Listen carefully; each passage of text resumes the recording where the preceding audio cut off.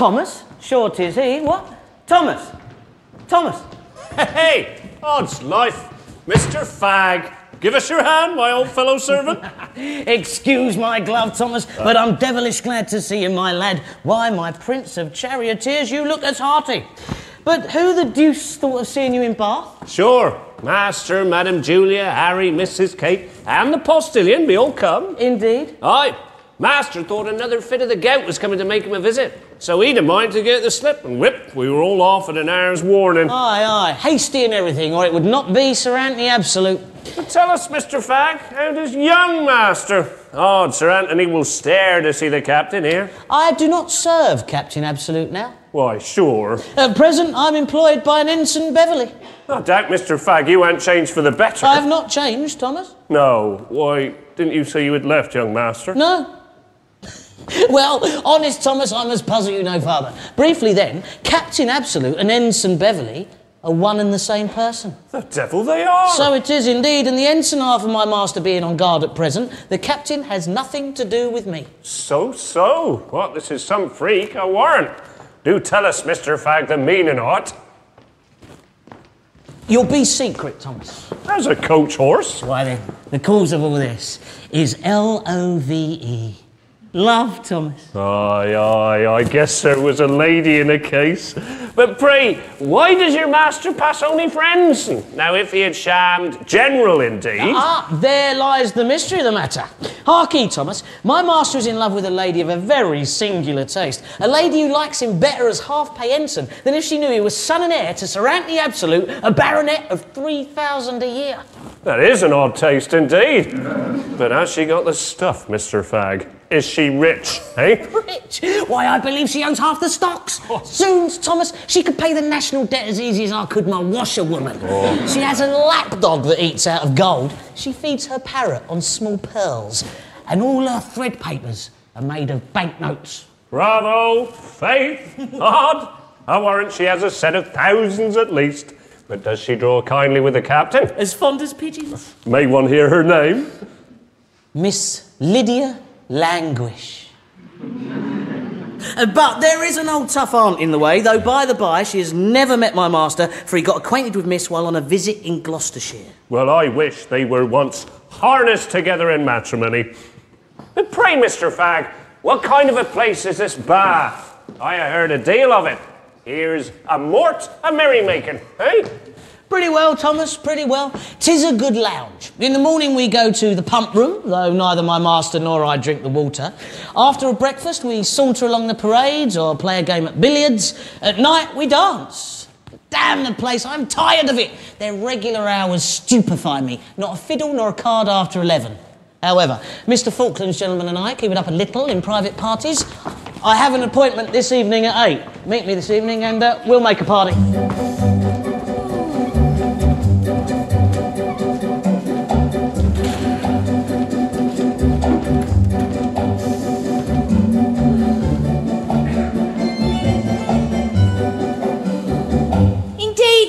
Transferred half the town in search of it. I don't believe there's a circulating library in Bath I ain't been at.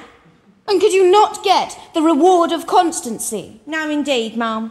Nor the fatal connection? No, indeed, ma'am. Nor the mistakes of the heart? Ma'am, as ill luck would have it, Mr. Bull said Miss Sukey Saunter had just fetched it away. Hey, oh.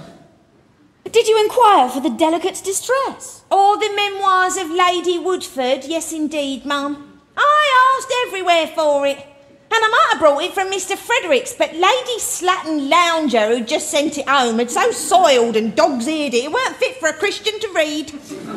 Hey-ho. Yes, I always know when Lady Slatten's been before me. She has a most observing thumb, and I believe cherishes her nails for the convenience of making marginal notes. Well, child, what have you brought me? Oh, here, Mum. This is the Gordian knot, and this peregrine pickle. Here are the Tears of Sensibility and Humphrey Clinker. This is the Memoirs of a Lady of Quality, written by herself. And here, the second volume of The Sentimental Journey. Hey-ho. What are those books by the glass? The great one is Only the Whole Duty of Man, where I press a few blondes, Mum. Very well. Give me the salve, Latterly. Is it in a blue cover, Mum? My smelling bottle, you simpleton. Oh, the drops. Here, Mum. Hold. Here's someone coming. Quick, see who it is. Lydia! Surely I heard my cousin Julia's voice. Look, Mum, here is Miss Melville. Is it possible? My dearest Julia, how delighted am I! How unexpected was this happening? True, Lydia, and our pleasure is the greater. But what has been the matter? You were denied to me at first. Oh, Julia, I have 1,000 things to tell you. But first, inform me, what has conjured you to Bath? Is Sir Anthony here? He is. We are arrived within this hour, and I suppose he will be here to wait on Mrs. Malaprop as soon as he is dressed. Then, before we are interrupted, let me impart to you some of my distress. I know your gentle nature will sympathise with me, though your prudence may condemn me. My letters have informed you of my whole connection with Beverley. But I have lost him, Julia. My aunt has discovered our intercourse by a note she intercepted and has confined me ever since. Yet, would you believe it? She has fallen absolutely in love with a tall Irish baronet she met one night since we have been here at Lady McShuffle's rout. You jest, Lydia. No, upon my word, she really carries on a kind of correspondence with him. Under a feigned name, though, till she chooses to be known to him. But it is a Delia or a Celia, I assure you. Then surely she is now more indulgent to her niece. Quite the contrary. Since she has discovered her own frailty, she has become more suspicious of mine. Then I must inform you of another plague. That odious Acres is to be in Bath today, so that I protest I shall be teased out of all spirits. Come, Lydia, hope the best. Sir Anthony shall use his interest with Mrs. Malaprop. But you have not heard the worst. Unfortunately, I had quarrelled with my poor Beverley just before my aunt made the discovery, and I have not seen him since to make it up. What was his offence? Nothing at all. But I don't know how it was. As often as we had been together, we had never had a quarrel, and somehow I was afraid he would never give me an opportunity. So, last Thursday, I wrote a letter to myself to inform myself that Beverley was, at that time, paying his addresses to another woman. I signed it, Your Friend Unknown. Showed it to Beverley, charged him with his falsehood, put myself in a violent passion and vowed I'd never see him more. And you let him depart so and have not seen him since. 'Twas the next day my aunt found the matter out. I intended only to have teased him 3 days and a half. And now, I've lost him forever. If he is as deserving and sincere as you have represented him to me, he will never give you up so. Yet consider Lydia. You tell me he is but an ensign, and you have £30,000. But you know I lose most of my fortune if I marry without my aunt's consent till of age. And that is what I have determined to do, ever since I knew the penalty. Nor could I love the man who would wish to wait a day for the alternative. Nay, this is caprice. What? Does Julia tax me with caprice? I thought her love of Falkland had inured her to it. I do not love even his faults. But apropos, you have sent to him, I suppose. Not yet, upon my word. Nor has he the least idea of my being in Bath. Sir Anthony's resolution was so sudden I could not inform him of it. Well, Julia, you are your own mistress, though under the protection of Sir Anthony. Yet have you for this long year been a slave to the caprice, the whim, the jealousy of the ungrateful Falkland, who will ever delay assuming the right of a husband, while you suffer him to be equally imperious as a lover. Nay, Lydia, you are wrong entirely. We were contracted before my father's death. That, and some consequent embarrassments, have delayed what I know to be my Falkland's most ardent wish. He's too generous to trifle on such a point. And as for his character, you wrong him there too. No, Lydia, he is too proud, too noble to be jealous. If he is captious, 'tis without dissembling. If fretful, without rudeness. Unused to the fopperies of love, he is negligent of the little duties expected from a lover, but being unhackneyed in the passion, his affection is ardent and sincere. And and as it engrosses his whole soul, he expects every thought and emotion of his mistress to move in unison with his. And not feeling why he should be loved to the degree he wishes, he still suspects he has not loved enough. This temper has, I must own, cost me many unhappy hours, but I have learned to think myself his debtor for those imperfections which arise from the ardour of his attachment. Well, I cannot blame you for defending him, but tell me candidly, Julia, had he never saved your life, do you think you should have been as attached to him as you are? Believe me, the rude blast that overset your boat was a prosperous gale of love to him. Gratitude may have strengthened my attachment to Mr. Falkland, but I loved him before he had betrothed me. Yet surely that alone were obligation... Obligation? Why, a water spaniel would have done as much. Well, I should never think of giving my heart to a man because he could swim. Hey, Lydia, you are too inconsiderate! Nay, I do but jest. What's here? Oh, Mum, here is Sir Anthony Absolute. Just come home with your aunt. Oh, they'll not come here. Lucy, do you watch? Oh, I must go. Sir Anthony does not know I am here, and if we meet, he'll detain me to show me the town. Oh. I'll take another opportunity of paying my respects to Mrs. Malaprop. Lad, Mum, they're both coming upstairs. Well, I'll not detain you, cuz. Adieu, my dear Julia. I'm sure you are in haste to send to Falkland. There, through my room, you'll find another staircase. Adieu. Here, my dear Lucy, hide these books. Quick, quick. Fling Peregrine Pickle into the toilet. Throw Roderick Random into the closet. Put the innocent adultery into the whole duty of man. Thrust Lord Aimworth under the sofa. Oh, cram Ovid behind the bolster. There. Oh, put the man of feeling into your pocket. So, now, lay Mrs. Chapone in sight and leave Fordyce's sermons open on the table. Open at sobriety. Bring me Lord Chesterfield's letters. Now, Forum. There, Sir Anthony. There sits the deliberate simpleton who wants to disgrace her family and lavish herself on a fellow not worth a shilling. Madam, I thought you You once... thought, miss? I don't know any business you have to think at all. Thought does not become a young woman. The point we would request of you is that you will promise to forget this fellow, to illiterate him, I say, quite from your memory. Oh, madam, our memories are independent of our wills. It is not so easy to forget. But I say it is, miss. There is nothing on earth so easy as to forget if a person chooses to set about it. I am sure I have as much forgot your poor dear uncle as if he had never existed. And I thought it my duty so to do. And let me tell you, Lydia, these violent memories don't become a young woman. Why, sure she won't pretend to remember what she's ordered not. Aye, this comes of her reading. What crime, madam, have I committed to be treated thus? Now, don't attempt to extirpate yourself from the matter. You know I have proof controvertible of it.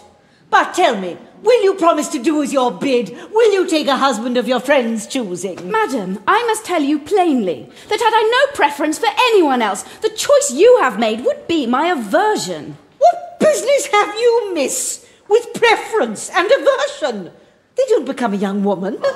And you ought to know that as both always wear off, 'tis safest in matrimony to begin with a little aversion. I am sure I hated your poor dear uncle before marriage. And yet, miss, you are sensible what a wife I made. And when it pleased heaven to release me from him, 'tis unknown what tears I shed. But suppose we were going to give you another choice. Will you promise us to give up this Beverley? Could I belie my thoughts so far as to give that promise? My actions would certainly as far belie my words. Take yourself to your room. You are fit company for nothing but your own ill humours. Willingly, ma'am. I cannot change for the worse. There is a little intricate hussy for you. Oh, 'tis not to be wondered at, ma'am. All this is the natural consequence of teaching girls to read. And I have 1,000 daughters, by heaven, I'd as soon have them taught the black art as their alphabet. Nay, Sir Anthony, you are an absolute misanthropy. In my way hither, Mrs. Malaprop, I observed your niece's maid coming forth from a circulating library. She had a book in each hand. They were half-bound volumes with marble covers. From that moment I guessed how full of duty I should see her mistress. Those are vile places indeed. Madam, a circulating library in a town is as an evergreen tree of diabolical knowledge.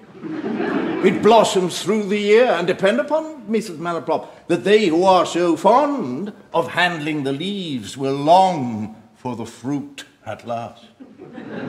Well, but Sir Anthony, your wife, Lady Absolute, was fond of books. And injury sufficient they were to her, madam. But were I to choose another helpmate, the extent of her erudition should consist in her knowing her simple letters, and the summit of her science be her ability to count as far as 20.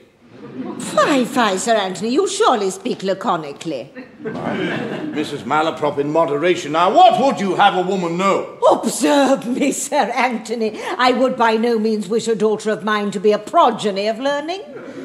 I don't think so much learning becomes a young woman. For instance, I would never let her meddle in Greek or Hebrew or algebra or simony or fluxions or paradoxes or such inflammatory branches of learning. Neither would it be necessary for her to handle any of your mathematical, astronomical, diabolical instruments. But, Sir Anthony, I would send her at 9 years old to a boarding school in order to learn a little ingenuity and artifice. And then, sir, she should have a supercilious knowledge in accounts. And as she grew up, I would have her instructed in geometry, that she might know something of the contagious countries. And above all, Sir Anthony, she should be mistress of orthodoxy, that she might not misspell and mispronounce words so shamefully as girls usually do, and likewise that she might reprehend the true meaning of what she is saying. Now, this, Sir Anthony, is what I would have a woman know. And I don't think there is a superstitious article in it. Well, now, Mr. Malaprop, I will dispute the point no further with you, though I must confess you are a truly moderate and polite arguer, for almost every third word you say is on my side of the question. Oh! But the more important point in debate, you say you've no objection to my proposal. None, I assure you. I am under no positive engagement with Mr. Akers, and as Lydia has been so obstinate against him, perhaps your son may have better success. Well, madam, I will write for the boy directly. He knows not a syllable of this yet, though I have for some time had the proposal in my head. He is at present with his regiment. We have never seen your son, Sir Anthony, but I hope no objection on his side. Objection? Let him object if he dare. No, Mrs. Malaprop, Jack knows the least. Demur puts me in a frenzy directly. My process was always very simple. In their younger days, 'twas Jack, do this. If he demurred, I knocked him down. And if he grumbled at that, I always sent him out of the room. Aye, and the properest way on my conscience. Nothing is so conciliating to young people as severity. Well, Sir Anthony, I shall give Mr. Akers his discharge and prepare Lydia to receive your son's invocations. And I hope you will represent her to the captain as an object not altogether illegible. Madam, I will handle the subject prudently. Well, I must leave you, and I beg you, Mrs. Malaprop, to enforce the matter roundly to the girl. Take my advice. Keep a tight hand.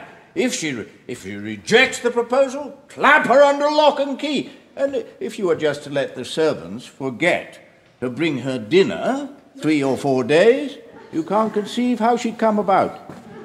Well, at any rate, I shall be glad to get her from under my intuition. She has somehow discovered my partiality for Sir Lucius O'Trigger. Sure, Lucy can't have betrayed me. Oh, no, the girl is such a simpleton, I should have made her confess it. Lucy! Had she been one of your artificial ones, I should never have trusted her. Did you call, Mum? Ah, yes, Lucy. Did you see Sir Lucius while you was out? No, indeed, Mum, not a glimpse of him. Now, Lucy, you are sure you never mentioned... Oh, Gemini, I'd sooner cut my tongue out. Well, don't let your simplicity be imposed upon. No, Mum. No. So, come to me presently, and I will give you another letter for Sir Lucius. Oh, but mind, Lucy, if ever you betray what you are entrusted with, unless it be other people's secrets to me, You forfeit my malevolence forever. And your being a simpleton shall be no excuse for your locality.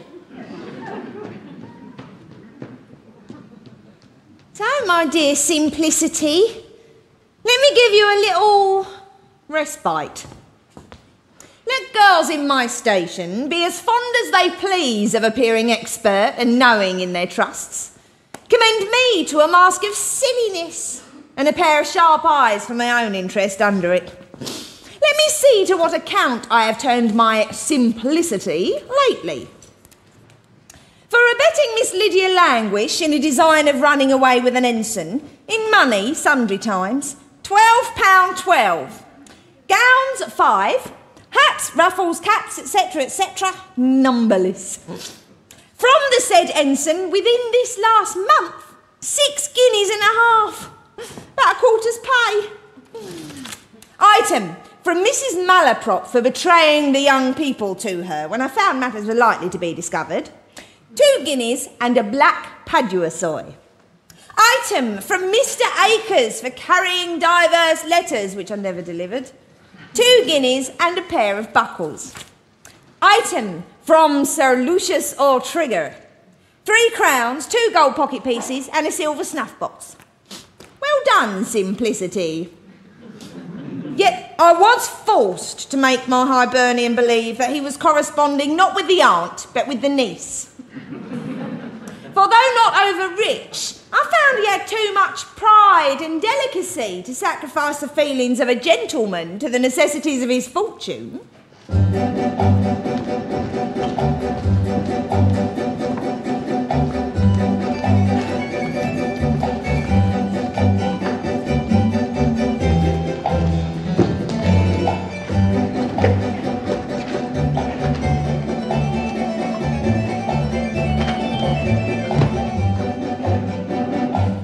Sir, while I was there, Sir Anthony came in. I told him you had sent me to inquire after his health and to know if he was at leisure to see you. And what did he say on hearing I was at Bath? Sir, in my life, I never saw an elderly gentleman more astonished. He started back 2 or 3 paces, rapped out a dozen interjectural oaths, and asked what the devil had brought you here. Well, sir, and what did you say? Oh, I lied, sir. I forget the precise lie, but you may depend on it he got no truth from me. Yet, with submission, for fear of blunders in future, I should be glad to fix what has brought us to Bath, sir, just so that we may lie a little consistently in the future.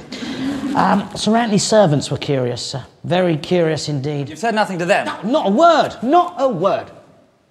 Mr. Thomas, indeed, the coachman, whom I take to be the discreetest of wits... Death, you rascal! You've not trusted him. Oh, no, sir, no. Not a syllable upon my veracity.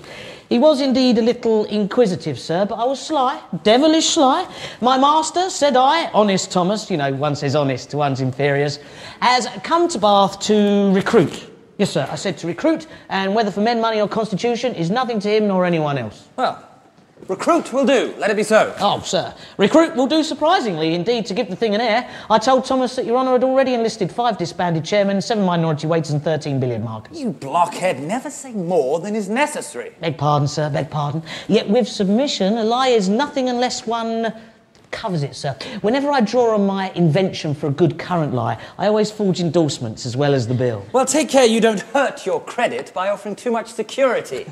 Is Mr. Falkland returned? He is, above, sir, changing his dress. Can you tell whether he'd been informed of Sir Anthony's and Miss Melville's arrival? Fancy not, sir. He's seen no one since he come in, except his gentleman who was with him at Bristol.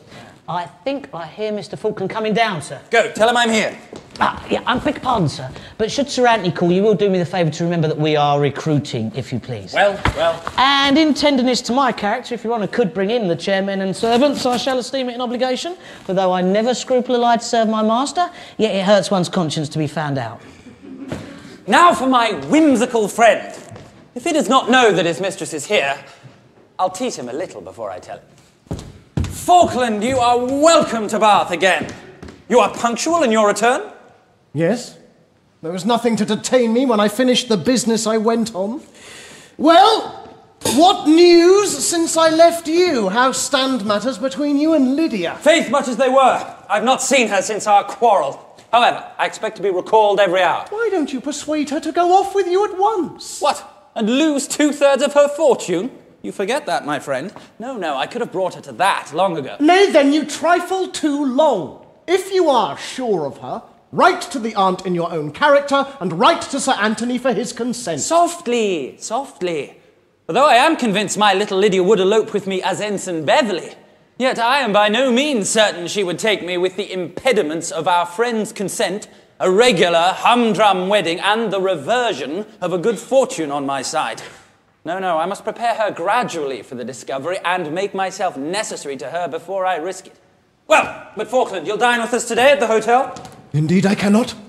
I am not of spirits to be of such a party. By heavens, I shall forswear your company. You are the most teasing, captious, incorrigible lover. Do love like a man. I own I am unfit for company. Am not I a lover? I, and a romantic one too.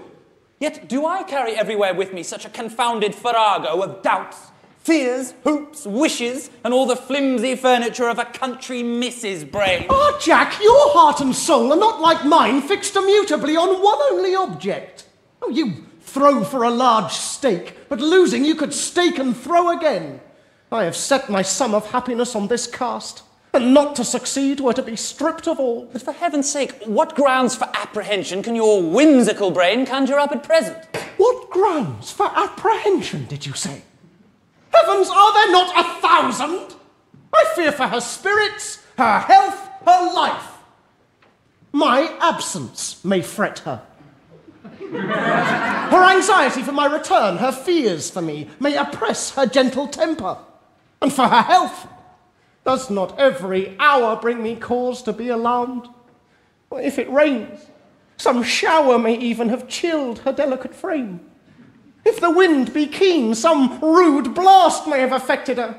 The heat of noon, the dews of the evening may endanger the life of her for whom only I value mine. Oh, Jack, when delicate and feeling souls are separated, there is not a feature in the sky, not a movement of the elements, not an aspiration of the breeze, but hints, some cause for a lover's apprehension. Aye, but we may choose whether we take the hint or not.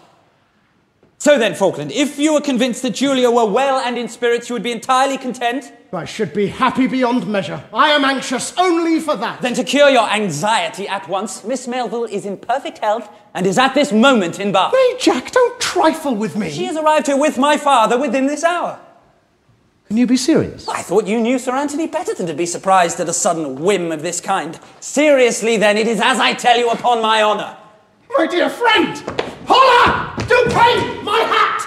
My dear Jack, now nothing on earth can give me a moment's uneasiness. Sir, Mr. Akers just arrived. He's below. Stay, Falkland. This Akers lives within a mile of Sir Anthony, and he shall tell you how your mistress has been ever since you left her. Fact, show the gentleman up. What, is he much acquainted in the family? Oh, very intimate. I insist on your not going. Besides, his character will divert you. Well, I should like to ask him a few questions. He is likewise a rival of mine. That is, of my other selves. For he does not think his friend, Captain Absolute, ever saw the lady in question. And it is ridiculous enough to hear him complain to me of one Beverley, a concealed, skulking rival. Hush, he is here. Ha! My dear friend, noble Captain and honest Jack. Just arrived, Faith, as you can see. Sir, your humble servant. Woo! Warm work on the roads, Jack. Hogs, whips and wheels. I've travelled like a comet with a tail of dust all the way as long as the mile. Ah, Bob, you are indeed an eccentric planet, but we know your attraction hither. Oh. Give me leave to introduce Mr. Falkland to you. Mr. Falkland, Mr. Akers. Sir, I am most heartily glad to see you. Sir, I solicit your connections. Hey, Jack, but this is Mr. Falkland. Aye, Bob. Miss Melville's Mr. Falkland. Ah, she and your father could be just arrived before me. Suppose you've seen him. Mr. Falkland, you are indeed a happy man. I have not seen Miss Melville yet, sir.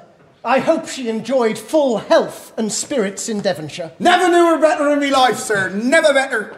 Odds, blushes and blooms. She's been as healthy as a German spa. Indeed. I did hear that she had been a little indisposed. False, sir, only said to vex you. Quite the reverse, I assure you. There, Jack, you see? She has the advantage of me. I had almost fretted myself ill. Now you're angry with your mistress for not having been sick. No, you misunderstand me. Yet surely a little trifling indisposition is not an unnatural consequence of absence from those we love. I confess, Isn't there something unkind in this violent, robust, unfeeling health? Oh, it was very unkind of her to be well in your absence, to be sure. Good apartments, Jack. Well, sir, but you were saying that Miss Melville has been so exceedingly well. What then? She has been merry and gay, I suppose, always in spirits, huh? Merry? Odds cricket, she's been the belle and spirit of the company wherever she's been. So lively and entertaining, so full of wit and humour. There, Jack, there. By my soul, there is an innate levity in woman that nothing can overcome. What, happy and I away? Have done! How foolish this is! Just now you were only apprehensive for your mistress's spirits. Why, Jack? Have I been the joy and spirit of the company? No, indeed you have not. Have I been lively and entertaining? Oh, upon my word, I acquit you. Have I been full of wit and humour? No, faith, to do you justice, you have been confoundedly stupid indeed. What's the matter with this gentleman? He is only expressing his great satisfaction at hearing that Julia has been so well and happy. Eh, Falkland? Oh, I rejoice to hear it. Yes, yes, she has a happy disposition. She has indeed. But then she is so accomplished, so sweet a voice, so expert at the harpsichord. Well, there was this time month. Odds and minims and crotchets. How she did chin up at Mrs. Piano's concert. There, again, what say you to this, you see? She has been all mirth and song, not a thought for me. Oh, man, is not music the food of love? Well, it may be so. Pray, Mr... What's his damn name? Do you remember what songs Miss Melville sung? No, indeed. Stay now, there were some pretty melancholy, purling stream airs, I warrant. Perhaps you may recollect. Did she sing When Absent from My Soul's Delight? Nope, that one's it. Or Go Gentle Gales. Go Gentle Gales. No, nothing like it. No, no, I recollect one of them. My heart's mine own, my will is free. Fool that I am to fix all my happiness on such a trifle. Steph, to make herself the pipe and ballad monger of a circle. What can you say to this, sir? Why that I should be happy to hear my mistress has been so merry, sir. Nay, I'm not sorry she has been happy. I'm glad of it. I would not have had her sad or sick. Yet surely a sympathetic heart would have shown itself even in the choice of a song. But she might have been temperately healthy and somehow plaintively gay. But she's been dancing too, I doubt not. What's the gentleman say about dancing? Wait, says the lady we speak of dances as well as she sings. Aye, truly does she. There was our last race ball. Hell and the devil! There! I told you so! I told you so! She thrives in my absence. Dancing! But her whole feelings have been in opposition with mine. I have been anxious, silent, pensive, sedentary. My days have been hours of care, my nights of watchfulness. She has been all health, spirit, love, song, dance. Damned levity. For heaven's sake, Falkland, don't expose yourself so. Suppose she has danced, what then? Does not the ceremony of society often oblige? Well, I'll contain myself. Perhaps, as you say, for form's sake. What, Mr. Akers? You were praising Miss Melville's manner of dancing a minuet. How? Oh, I dare insure her for that. But what I was going to speak of was her country dancing. Now disappointment on her. Defend this, Absolute. Why don't you defend this? Country dances. A minuet I could have forgiven. I should not have minded that. I say I should not have regarded a minuet. But country dances. To be monkey-led for a night.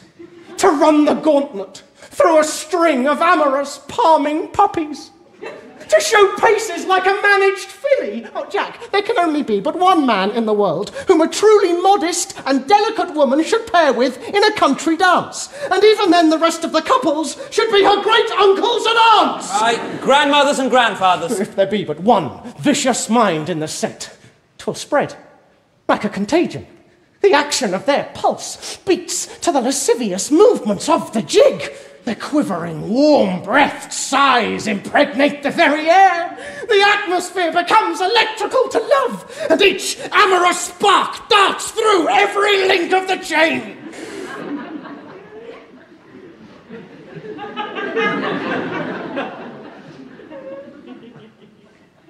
I must leave you. I own I am somewhat flurried, and this confounded looby has perceived it! Stay, Falkland, and thank Mr. Akers for his good news. Damn his news! Poor Falkland. 5 minutes since, nothing on earth could have given him a moment's uneasiness. The gentleman wasn't angry at my praising his mistress, was he? A little jealous, I believe, Bob. Jealous? Of me? Well, that's a good joke. There's nothing strange in that, Bob, let me tell you. That sprightly grace and insinuating manner of yours will do some mischief amongst the girls here. You joke. Mischief. But you know I'm not my own property. My dear Lydia has forestalled me. She can never abide me in the country because I used to dress so badly, but odds, frogs and timbers, I shan't take matters so here. No ancient madam has no voice in it. I'll make my old clothes nose master. I shall straight away cashier the hunting frock and render my leather breeches incapable. My hair has been in training some time. Indeed. I know after side curls are a little restive. My hind part takes to it very kindly. Oh, you'll polish, I doubt not. Absolutely, I propose so. And then if I can find out this Ensign Beverley, odds, flints and triggers, I'll make him know the difference. Spoke like a man. But pray, Bob, I observe you've got an odd kind of a new method of swearing. Ah! You've taken notice of it. It's genteel, isn't it? I didn't invent it myself, though, but a commander in our militia. Great scholar, I assure you. Says there is no meaning in the common oaths, and that nothing but their antiquity makes them respectable. To swear with propriety, says my little major, the oath should be an echo to the sense. And this we call the oath referential, or sentimental swearing. It's genteel, isn't it? Very genteel, and very new, indeed. And I dare say will supplant all other figures of imprecation. Aye, aye. The best terms will grow obsolete. Damns have had their day. Sir, there is a gentleman below desires to see you. Shall I show him into the parlour? Aye, you may. Well, I must be gone. Stay, fag, who is it? It's your father, sir. Puppy, why didn't you show him up directly? You have business with Sir Anthony? I expect a message from Mrs. Malaprop at my lodgings. I've sent also to my dear friend Sir Lucius O'Trigger. Adieu, Jack.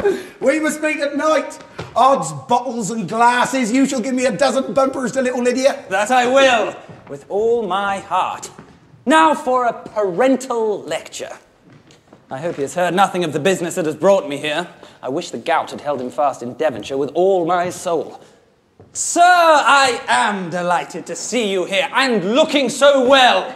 Your sudden arrival in Bath made me apprehensive for your health. Very apprehensive, I dare say, Jack. What? You're recruiting here, hey? Yes, sir, I'm on duty. Well, Jack, I'm glad to see you, though I did not expect it, for I was going to write to you on a little matter of business. Jack, I've been considering that I grow old and infirm, and shall probably not trouble you long. Pardon me, sir, I never saw you look more strong and hearty, and I pray frequently that you may continue so. I hope your prayers may be heard with all my heart. Well then, Jack, I've been considering that I'm so strong and hearty, I may continue to plague you a long time. Now, Jack, I'm sensible that the income of your commission, and what I've hitherto allowed you, is but a small pittance for a lad of your spirit. Sir, you are very good. And it's my wish, while yet I live, to have my boy make some figure in the world. I've resolved, therefore, to fix you at once in a noble independence. Sir, your kindness overpowers me.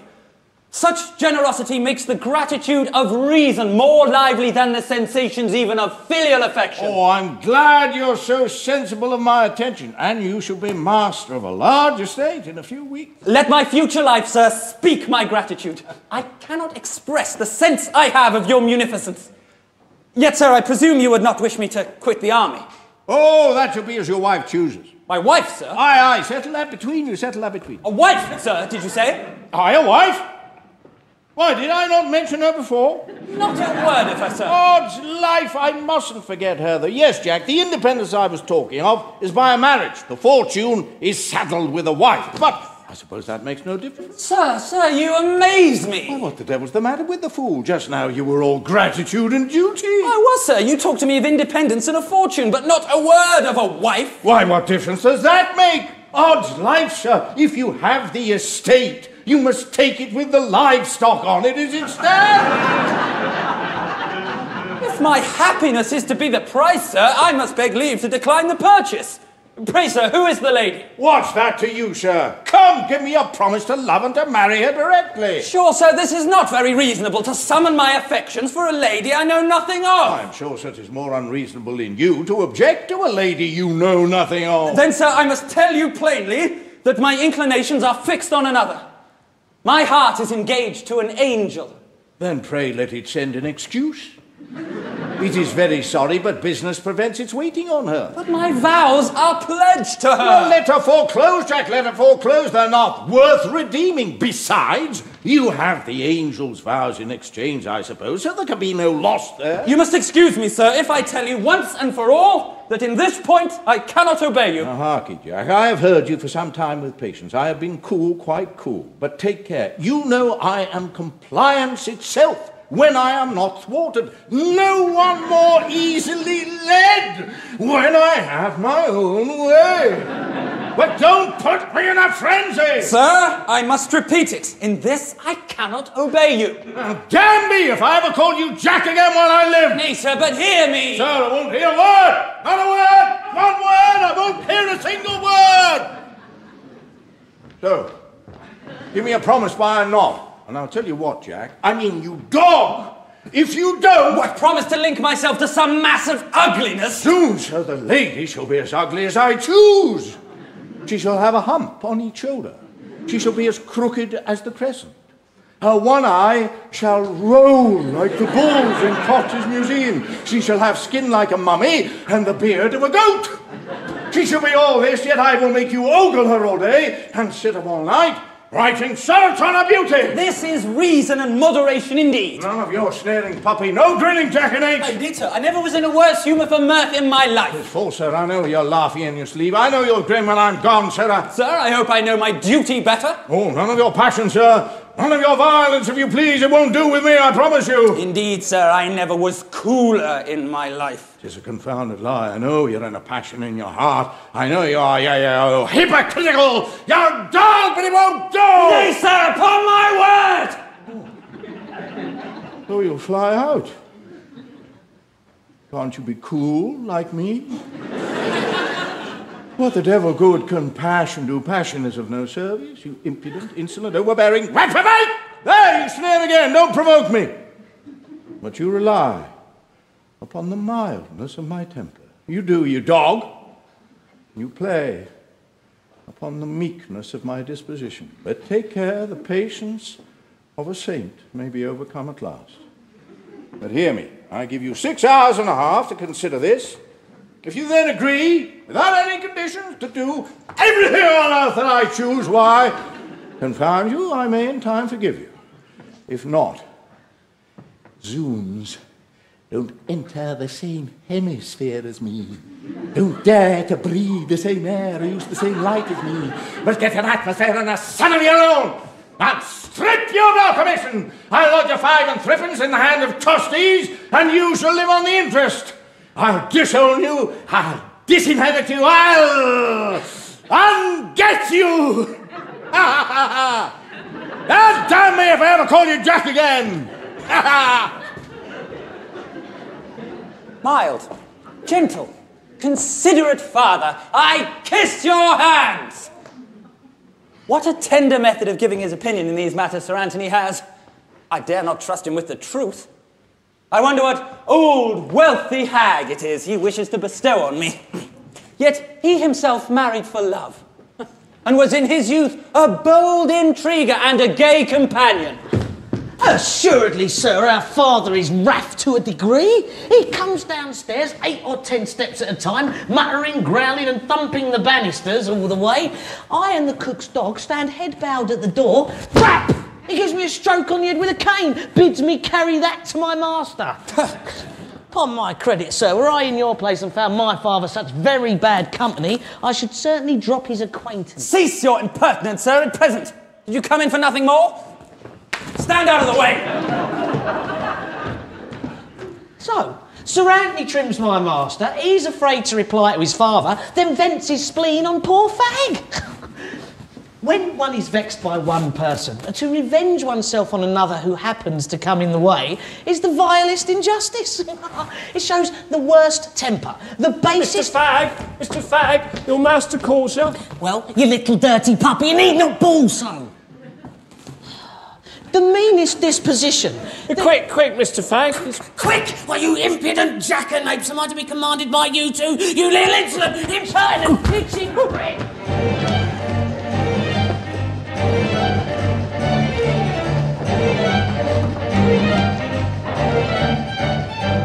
So, I shall have another rival to add to my mistress's list. Captain Absolute. However, I shall not enter his name until my purse has received notice in form. Poor Acres is dismissed. Well, I have done him a last friendly office in letting him know that Beverley was here before him. Sir Lucius is generally more punctual when he expects to hear from his dear Dahlia, as he calls her. I wonder he's not here. I have a little scruple of conscience from this deceit. Though I should not be paid so well if my hero knew that Delia was near 50 and her own mistress. Ha! My little ambassadress. Upon my conscience, I have been looking for you. I have been on the South Parade this half hour. Oh, Gemini. And I've been waiting for your worship here on the North. Faith, maybe that was the reason we did not meet. Well, but my little girl, have you got nothing for me? Yes, but I have.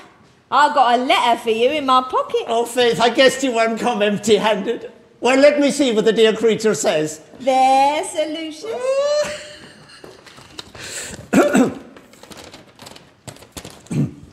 Sir, there is often a sudden incentive impulse in love that has a greater induction than years of domestic combination. Such was the commotion I felt at the first superfluous view of Sir Lucius O'Trigger. Very pretty, upon my word. Female punctuation forbids me to say more. Yet let me add that it will give me joy infallible to find Sir Lucius worthy the last criterion of my affections, Dahlia. Upon my conscience, Lucy, your lady is a great mistress of language. Faith, she's quite the queen of the dictionary. Aye, sir, a lady of experience. Experience? What, at 17? Oh, true, sir, but then she reads so. All my stars, how she will read or find. Faith, she must be very deep-read to write this way. Though she is a rather arbitrary writer, too. For here are a great many poor words pressed into the service of this note that would get their habeas corpus from any court in Christendom. However, when affection guides the pen, Lucy, he must be a brute who finds fault with the style. Oh, Sir Lucius, if you were to hear how she talks of you. Oh, tell her I'll make her the best husband in the world. And Lady O'Trigger into the bargain. But we must get the old gentlewoman's consent and do everything fairly. Nay, Sir Lucius, I thought you weren't rich enough to be so nice. Upon my word, young woman, you have hit it. I am so poor that I can't afford to do a dirty action. If I did not want money, I'd steal your mistress and her fortune with a great deal of pleasure. However, my pretty girl, here's a little something to buy you a riband. And meet me in the evening and I'll give you an answer to this. So, hussy, take a kiss beforehand to put you in mind. Lord, Sir Lucius, I never seen such a gemman. My lady won't like you if you're so impudent. Well, fetch you will, Lucy. Oh, that same... Oh, what's the name of it? Modesty is a quality in a lover more praised by the women than liked. So if your mistress asks you whether Sir Lucius ever gave you a kiss, tell her 50, my dear. What? Would you have me tell her a lie? Oh, then your baggage. I'll make it a truth presently. Oh, what was saying? There's someone coming. Oh, Faith, I'll quiet your conscience. I went to fall in the pond. So, ma'am. Humbly beg pardon. Oh, Lord, now, Mr. Fag, you marry one so. Come, Lucy, here's no one by, so a little less simplicity with a grain or two more sincerity, if you please. You play false with us, madam. I saw you give the baronet a letter. My master shall know this, and if he don't call him out, I shall. You gentlemen's gentlemen are so hasty. That letter was from Mrs. Malaprop, simpleton. She is taken with Sir Lucius's address. What taste some people have. Why, I must have walked by her window 100 times. But what says our young lady? Any message to my master? Sad news, Mr. Fagg. A worse rival than Acres. Sir Anthony Absolute has proposed his son. What? Captain Absolute? Even so, I overheard it all. Very good, Faith. Well, goodbye, Lucy. I must away with this news. Well, you may laugh, but 'tis true, I assure you. But, Mr. Fagg, tell your master not to be cast down by this. Oh, he'll be so disconsolate. Charge him not to think of quarrelling with young Absolute. Never fear. Never fear. Be sure. Bid him keep up his spirits. We will. We will. It's just as Fagg told me, indeed. Whimsical enough, Faith. My father wants to force me to marry the very girl I'm plotting to run away with. Ha ha! He must not know of my connection with her yet a while. He has too summary a method of proceeding in these matters, and Lydia shall not yet lose her hopes of an elopement. However, I'll read my recantation instantly. My conversion is something sudden indeed, but I can assure him it is very sincere. So, here he comes. He looks plaguey gruff. No! I'll die sooner than forgive him. Die, did I say? Ha! I'll live these 50 years to plague him! An obstinate, passionate, self-willed boy. Who can he take after? This is my return for begetting him before all his brothers and sisters, for putting him at 12 years old into a marching regiment and allowing him £50 a year besides his pay ever since. But I'm done with him. He's anybody's son for me now. I never will see him more. Never, never, never! Now for a penitential face. Hello, get out of my way. Sir, you see a penitent before you. I see an impudent scoundrel before me. Sincere penitent. Ah. I am come, sir, to acknowledge my error and to submit entirely to your will. What's that? I have been revolving and reflecting and considering upon your past goodness and kindness and condescension to me. Well, sir. I've likewise been weighing and balancing what you were pleased to mention concerning duty and obedience and authority. Well, puppy. Well, sir, the result of my reflection is a resolution to sacrifice every inclination of my own to your satisfaction. Why, now you talk sense! Absolute sense! I've never heard anything more sensible in my life. Confound you! You shall be Jack again! I am happy in the appellation. Why then, Jack, my dear Jack, I can now inform you who the lady really is. Nothing but your passion and violence, you silly fellow, prevented my doing so at first. Prepare, Jack, for wonder and rapture, prepare. What think you of Miss Lydia Languish? Languish? What, the Languishes of Worcestershire? Worcestershire? No! Did you never meet Mrs. Malaprop and her niece Miss Languish, who came into our country just before you were last ordered into your regiment? Malaprop? Languish? Yeah. I don't remember to have heard the names before. Yet stay. I think I do recollect something. Languish, Languish! She squints, don't she? A little red-haired girl. Squints and red-haired girl? Zoons, no! Then I must have forgot. It can't be the same person. Jack, one think you to blooming, love-breathing 17. As to that, sir, I am quite indifferent. If I can please you in the matter, 'tis all I desire. Nay, but Jack, such eyes, Jack. So innocently wild, so bashfully irresolute. Not a glance, but speaks and kindles some thought of love. And Jack, her cheeks, Jack, so deeply blushing at the insinuations of her telltale eyes. And Jack, her lips, Jack, lips smiling at their own discretion. And if not smiling, more sweetly pouting. More lovely in sullenness. That's she indeed. Well done, old gentleman. And Jack, her neck. Oh, Jack, Jack. And which is to be mine, sir, the niece or the aunt? Why, you unfeeling, insensible puppy, I despise you! Why, when I was of your age, such a description would have made me fly like a rocket! The aunt, indeed, odds life. When I ran away with your mother, I wouldn't have touched anything old or ugly to gain an empire! Not to please your father, sir. To please my father? Zounds, not to please... Oh, my father?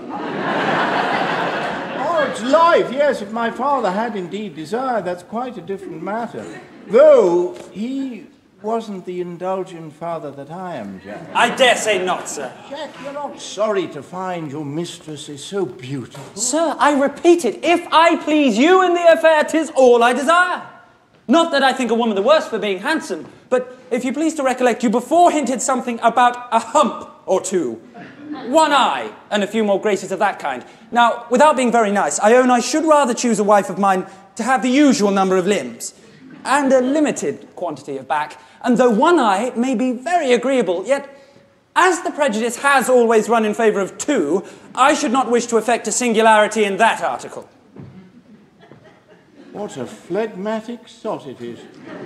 Why, sir, you're an anchorite, a vile, insensible stock. You, a soldier? You're a walking block, fit only to dust the company's regimentals on. Odds life, of a great mind to marry the girl myself. I am entirely at your disposal, sir. If you should think of addressing Miss Languish yourself, I suppose you would have me marry the aunt. Or, if you change your mind and take the old lady, 'tis the same to me, I'll marry the niece. On my soul, Jack, art either a very great hypocrite or... But come, I know your indifference on such a subject must all be a lie, I'm sure it must. Come, damn your demure face, come, confess.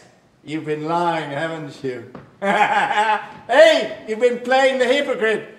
I'll never forgive you if you haven't been lying and playing the hypocrite. I'm sorry, sir, that the respect and duty which I bear to you should be so mistaken. Oh, hang your respect and duty, but you come along with me. I'll write a note to Mrs. Malaprop, and you shall visit the lady directly. And I'll never forgive you if you don't come back stark mad with rapture and impatience. And if you don't, egad, I'll marry the girl myself.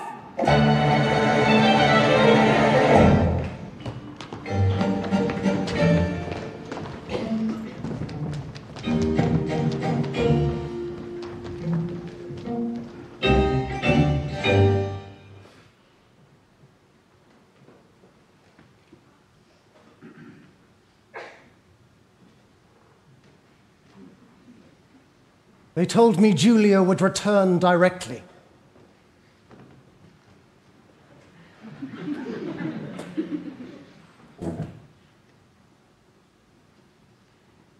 I wonder she has not yet come.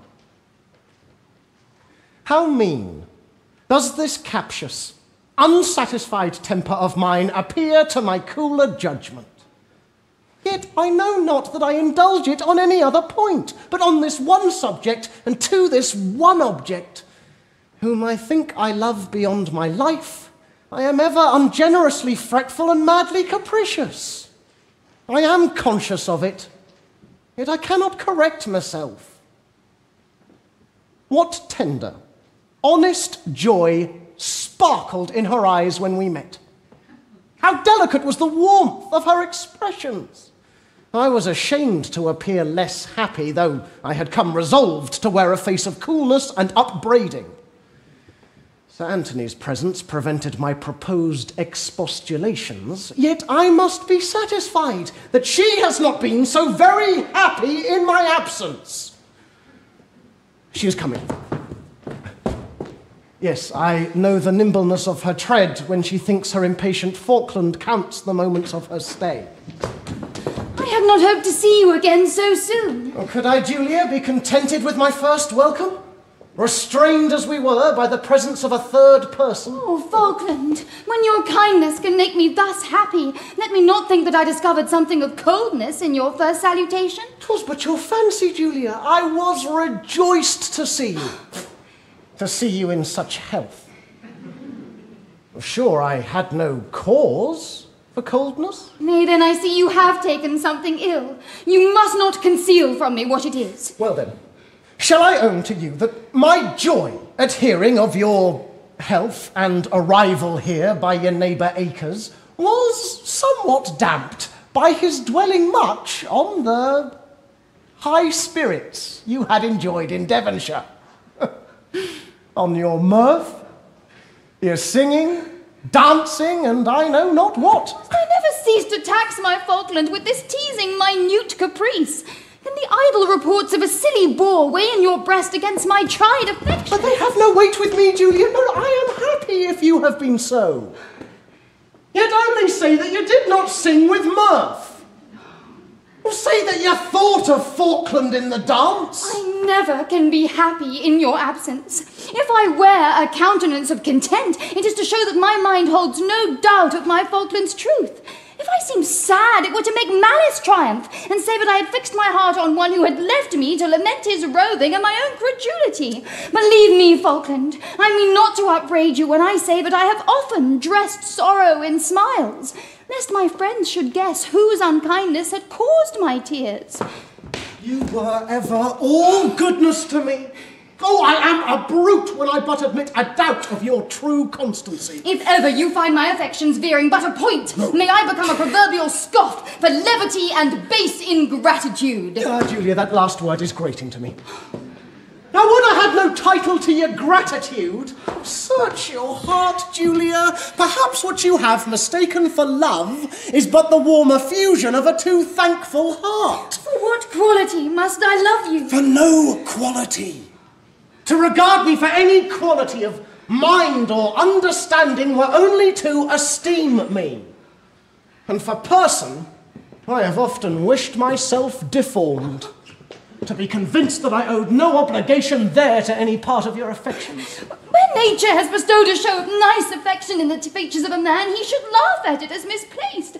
I have seen men who in this vain article perhaps might rank above you, but my heart has never asked my eyes if it was so or not. No, this is not well from you, Julia. I despise person in a man, yet if you loved me as I wished, you'd think none so fair.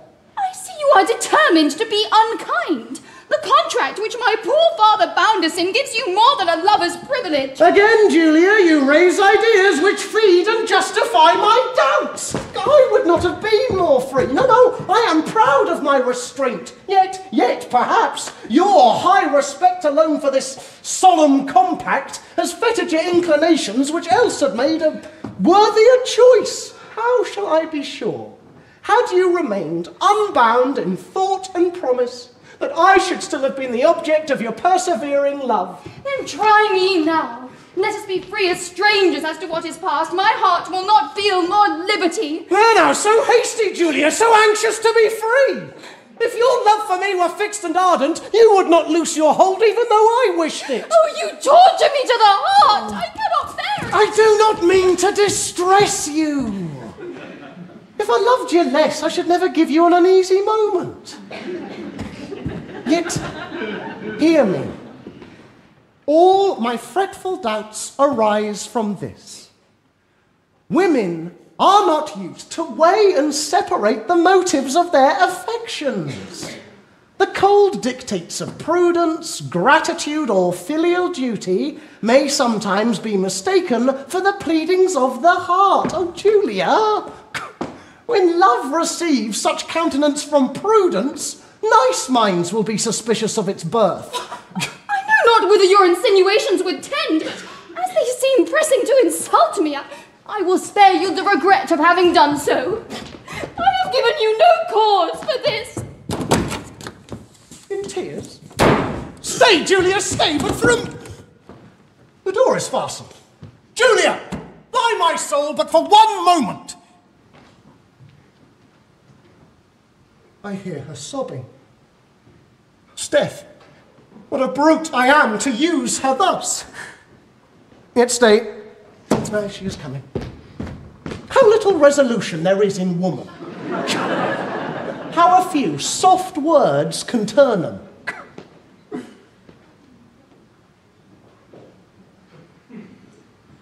No, Faith, she is not coming. Julia?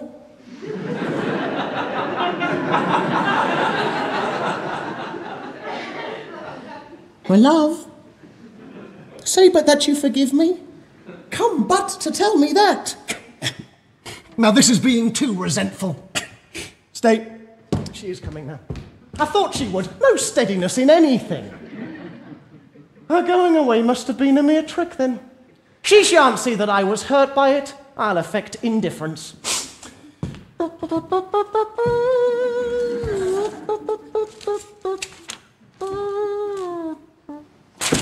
No, Zoom, she is not coming. No, don't intend it, I suppose. This is not steadiness, but obstinacy. Yes, I deserve it. What, after so long an absence, to quarrel with her tenderness? 'Twas barbarous and unmanly. I should be ashamed to see her now.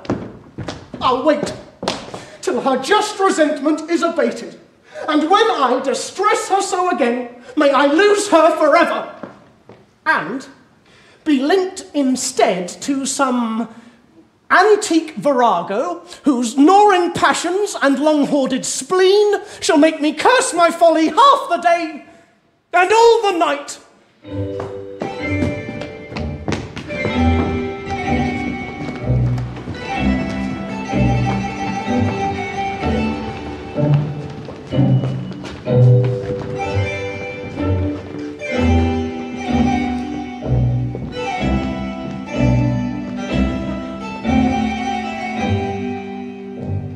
Your being Sir Anthony's son, Captain, would itself be a sufficient accommodation.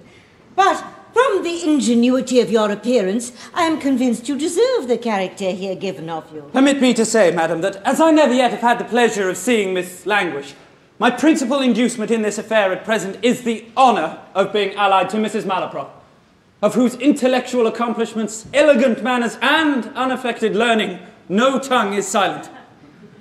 Sir, you do me infinite honour. I beg, Captain, you'll be seated. Oh, few gentlemen nowadays know how to value the ineffectual qualities in a woman. Few men think how a little knowledge becomes a gentlewoman. Men have no sense now but for the worthless flower of beauty. It is but too true indeed, ma'am. Yet I fear our ladies should share the blame. They think our admiration of beauty so great that knowledge in them would be superfluous. Thus, like garden trees, they seldom show fruit till time has robbed them of the more specious blossom. Few, like Mrs. Malaprop and the orange tree, are rich in both at once. Sir, you overpower me with good breeding. He is the very pineapple of politeness. You are not ignorant, Captain, that this giddy girl has somehow contrived to fix her affections on her beckerly, strolling, eavesdropping ensign, whom none of us have seen and nobody knows anything of. Oh, I have heard this silly affair before. Oh. I'm not at all prejudiced against her on that account. You are very good and very considerate, Captain. I am sure I have done everything in my power since I exploded the affair. I long ago laid my positive conjunctions on her never to think on the fellow again. I have since laid Sir Anthony's preposition before her, but I am sorry to say she seems resolved to decline every particle that I enjoin her. It must be very distressing indeed, ma'am. Oh, it gives me the hydrostatics to such a degree. I thought she had persisted from communicating with the fellow, but behold, this very day, I have interceded another letter from the fellow. I believe I have it in my pocket. Oh, the devil, my last note. Here it is. Aye, my note indeed. Oh, the little traitorous Lucy. Now there. Perhaps you may know the writing. I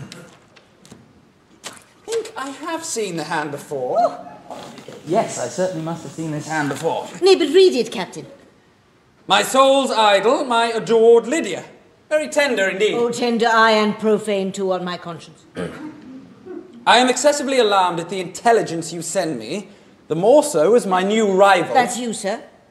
...has universally the character of being an accomplished gentleman and a man of honour. Well, that's handsome enough. Oh, the fellow had some design in writing so. That he had, I'll answer for him. Go on a little further, you'll see presently. As for the old weather-beaten she-dragon who guards you, what can he mean by that? Me, sir? He means me there. What do you think now? Well, go on a little further. Impudent scoundrel! It shall go hard, but I will elude her vigilance.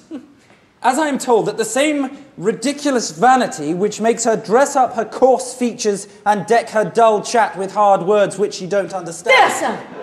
An attack upon my language! What do you think of that? An aspersion on my parts of speech! Was ever such a brute? Sure, if I reprehend anything in this world, it is the use of my oracular tongue and a nice derangement of epitaphs. He deserves to be hanged and quartered. Oh. Let me see. Same ridiculous vanity... You need not read it again, sir. I beg your pardon, ma'am. Does also lay her open to the grossest deceptions from flattery and pretended admiration. An impudent coxcomb. So that I have a scheme to see you shortly with the old harridan's consent, and even to make her a go-between in our interviews. Was ever such assurance? Did you ever hear anything like it? He'll elude my vigilance, will he? Yes. He's very likely to enter these doors. We'll try and plot best. So we will, ma'am. So we will. A conceited puppy. Well, but Mrs. Malaprop, as the girl seems so infatuated by this fellow, suppose you were to wink at her corresponding with him for a little time. Let her even plot an elopement with him. Then, do you connive at her escape, while I, just in the nick, shall have this fellow laid by the heels and fairly contrive to carry her off in his stead. Oh, I am delighted with the scheme. Never was anything better perpetrated. But pray, could not I see the lady for a few minutes now? I should like to try her temper a little. Why, I don't know. I doubt she is not prepared for a visit of this kind.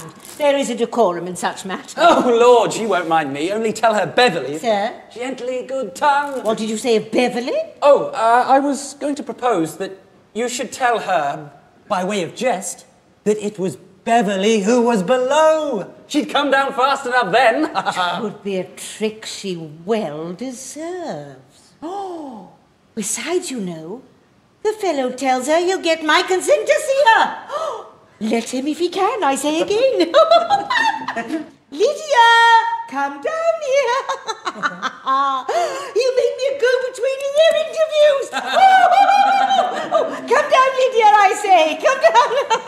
Oh, I don't wonder you're laughing, sir.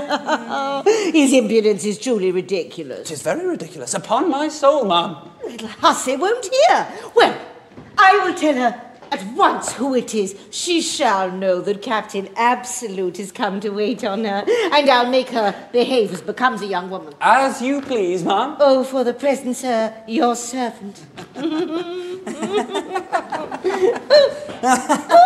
Oh, you've not done laughing yet, I see.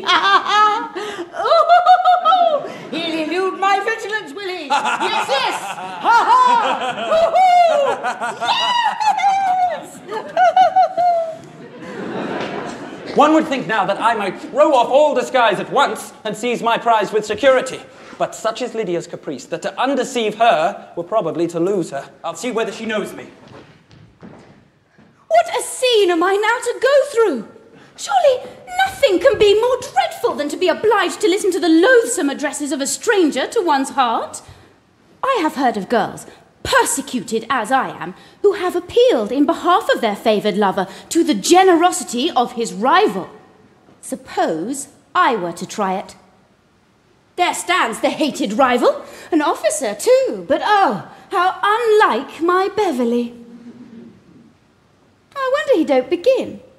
Truly, he seems a very negligent wooer, quite at his ease upon my word. I'll speak first. Mr. Absolute. Madam. Heavens! Beverley! Hush, hush, my lad, softly. Be not surprised. I am so astonished and so terrified and so overjoyed. Oh, for heaven's sake, how came you here? Briefly, I have deceived your aunt. I was informed that my new rival was to visit here this evening, and contriving to have him kept away, have passed myself on her for Captain Absolute. Oh, charming. And she really takes you for young Absolute. Oh, she's convinced of it. I can't forbear laughing to think how her sagacity is overreached. But we trifle with our precious moments. Oh. Such another opportunity may not occur. Then let me now conjure my kind, my condescending angel to fix the time when I may rescue her from undeserved persecution and with a licensed warmth plead for my reward. Will you then, Beverley, consent to forfeit that portion of my paltry wealth, that burden on the wings of love? Come to me, rich only thus in loveliness. Bring no portion to me but thy love. 'Twill be generous in you, Lydia. For well you know, it is the only dower your poor Beverley can repay. How persuasive are his words!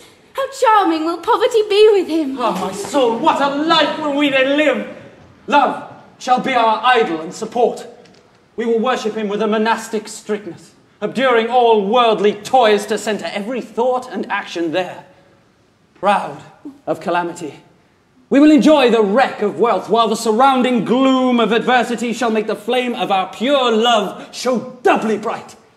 By heavens, I would fling all goods of fortune from me with a prodigal hand to enjoy the scene where I might clasp my Lydia to my bosom and say, "The world affords no smile to me, but here." If she holds out now, the devil is in it. How could I fly with him to the Antipodes? But my persecution is not yet come to a crisis. I am impatient to know how the little hussy deports herself. So pensive, Lydia. Is then your warmth abated? Warmth abated? So, she has been in a passion, I suppose. No, never can while I have life. Oh, the ill-tempered little devil, she'll be in a passion all her life, won't she?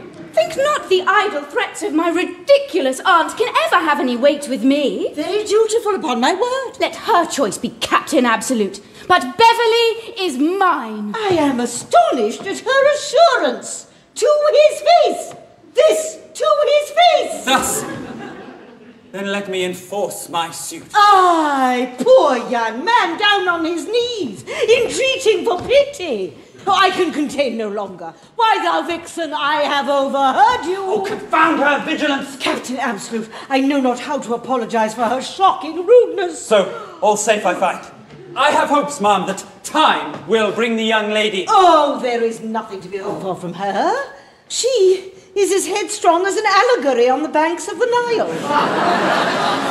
Nay, madam, what do you charge me with now? Why, thou unblushing rebel! Didn't you tell this gentleman to his face that you loved another better? Didn't you say you never would be his? No, madam, I did not. Good heavens, what assurance! Lydia, you ought to know that lying don't become a young woman. Now, didn't you boast that Beverley, that struler, Beverley possessed your heart? Tell me that, I say. 'Tis true, ma'am, and none but Beverley. Hold, assurance, you shall not be so rude. Nay, pray, Mrs. Malaprop, don't stop the young lady's speech. She's very welcome to talk thus. It doesn't hurt me in the least, I assure you. Oh, you are too good, Captain, and too amiably patient. But come along with me, girl. Oh, now, let us see you again soon, Captain. Remember what we have fixed. I shall, ma'am. Come, take a graceful leave of the gentleman. May every blessing wait on my Beverley, my loved Beverley. Hussy, I will choke the word in your throat. Oh, come along. Come along. Oh.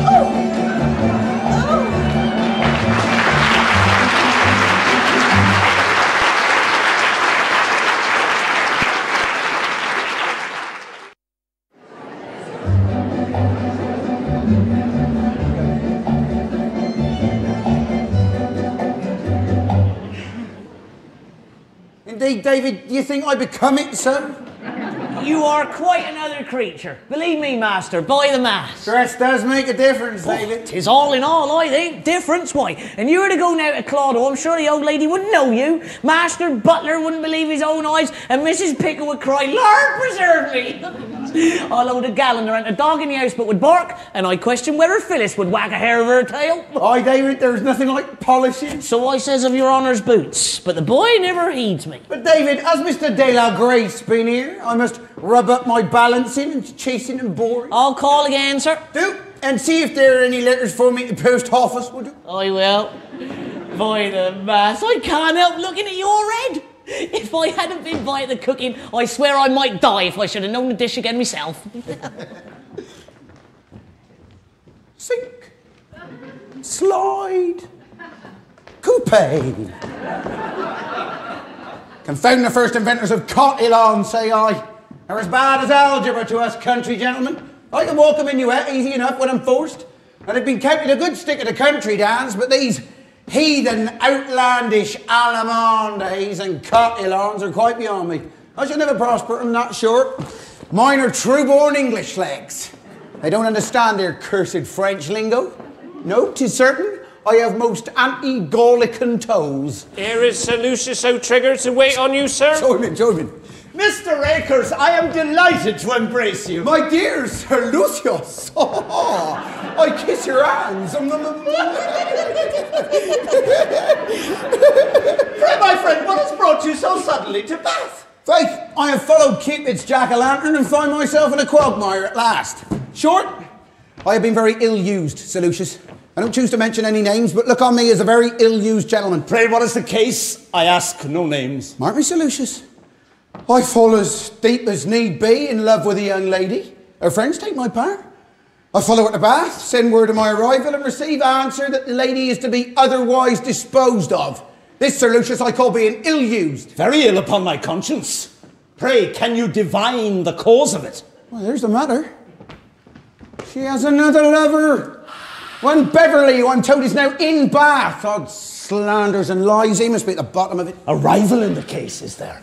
And you think he has supplanted you unfairly? Unfairly? To be sure he has. He never could have done it fairly.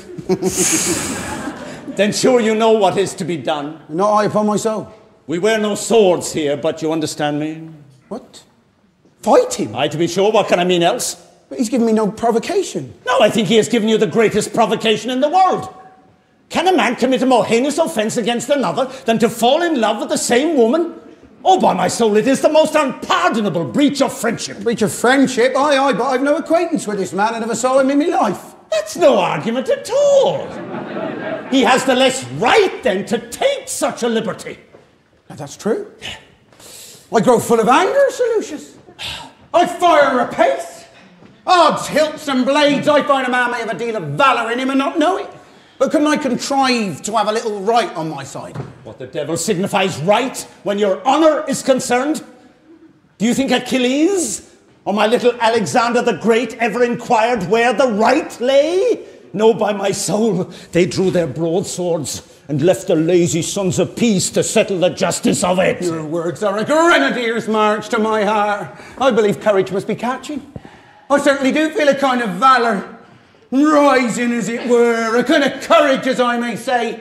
Odds, flints, pans and triggers, I'll challenge him directly. Ah, my little friend, if we had Blunderbuss Hall here, I could show you a range of ancestry in the O'Trigger line, every one of whom had killed his man. For though the mansion house and dirty acres have slipped through my fingers, I thank heaven our honour and the family pictures are as fresh as ever. Oh, I've had ancestors too, Sir Lucius. Every man of them a colonel or a captain in the militia. Oh, balls and barrels, say no more. I'm braced for it. The thunder of your words has soured the milk of human kindness in my breast. Zoons, as the man in the play says, I could do such deeds. Oh, come. There must be no passion at all in the case. These things should always be done civilly. I must be in a passion, Sir Lucius. No, I must be in a rage. My dear Sir Lucius, let me be in a rage if you love me. Come, now, here's pen and paper. Yeah, I would the red. Now, how shall I start? All right, good bold hand. Pray, compose yourself. Come. Shall I begin with an oath? Oh, do, Sir Lucius, let me begin with a damn. Fall. Do the thing decently and like a Christian. Begin now, sir. That's too civil by half. To prevent the confusion that might arise... Well... From our both addressing the same lady... Aye, there's the matter. Same lady. Well? I shall expect the honour of your company. But... Since I'm not asking him to dinner... Pray be easy. Well then, honour of your company. To settle our pretensions... Well... Let me see... Aye, Kingsmead Fields will do. In Kingsmead Fields. So, that's done. Well, I shall fold it up presently. My own crest, a hand and dagger shall be the seal. You see now, this little explanation will put a stop at once to all confusion or misunderstanding that might arise between you. Aye, we fight to prevent any misunderstanding. Now, I leave you to fix your own time. Take my advice, and you'll decide it this evening if you can. Then let the worst come of it, 'twill be off your mind tomorrow. Very true. I would do myself the honour to carry your message, but to tell you a secret, I believe I shall have just such another affair on my own hands. There is a gay captain here who put a jest on me lately at the expense of my country, and I want only to fall in with the gentleman to call him out. Oh, my valour, I should like to see you fight first. Odds life, I should like to see you kill him if it were only to get a little lesson. I shall be very proud of instructing you. Well, for the present. But remember now, when you meet your antagonist, do everything in a mild and agreeable manner. Let your courage be as keen, but at the same time as polished as your sword. Oh. Yeah. Then by the mass, sir, Nurse and Lucius so triggering the kingdom should make me fight when I wasn't so minded. Oh, what will the old lady say when she hears of it? Ah, David, if you'd heard Sir Lucius odd sparks and flames, he would have roused your valour. Oh, not he indeed. I hate such bloodthirsty cormorants.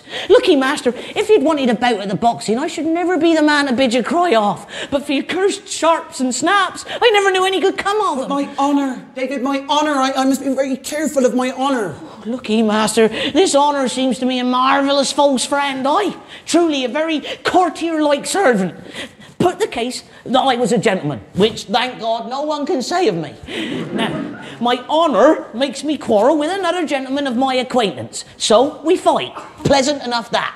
Boom! I kill him. The more is my luck. Now, pray, who gets the profit of it?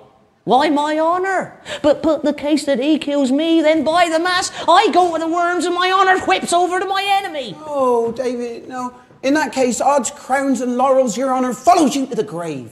No, that's just a place where I can make a shift to do without it. David, you're a coward. It then become my valour to listen to you. What, shall I disgrace my ancestors? Think of that, David. Think what it would be to disgrace my ancestors. Oh, under favour, the surest way of not disgracing them is to keep as long as you can out of their company. Now, looky, master, to go to them in such haste and with an ounce of lead in your brains. See, I should think might as well be let alone. But David, no, you don't think there's such very, very, very great danger, eh? Odds life people often fight without any mischief done. Oh, by the mass, I think 'tis 10 to 1 against you. Who's here to meet some lion-headed fellow, I'll warrant, with his damn double-barrelled swords and cut and thrust pistols? Lord bless us, it makes me tremble to think of it. Dudes, I won't be afraid. Odds fire and fury, you shan't make me afraid. Here's the challenge, and I've sent for my dear friend Jack Absolute to carry it for me. Aye, in the name of mischief, let him be the messenger. For my part, I wouldn't lend hand to it for the best horse in your stable. By the mass, it don't look like another letter. It is, as I may say, a designing and malicious-looking letter. And I'll warrant smells of gunpowder like a soldier's pouch. Ooms, I wouldn't be surprised it might go off. Out, you poltroon. You ain't the valour of a grasshopper. Well, I say no more. 'Twill be sad news, to be sure, at Claude, but I have done. How Phyllis will howl when she hears of it.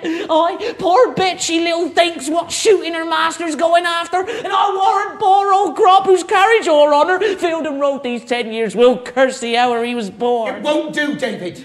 I'm determined to fight, so get along, you coward, while I'm in the mind. Captain Absolute, sir. Show him in. Well, heaven send we be all alive this time tomorrow. What's that? Don't you provoke me, David. Goodbye, master. Get along, you coward. You dastardly croaking raven. What's the matter, Bob? Oh, vile sheep-hearted blockhead. If I had the valour of St. George and the dragon to boot. But what did you want with me, Bob?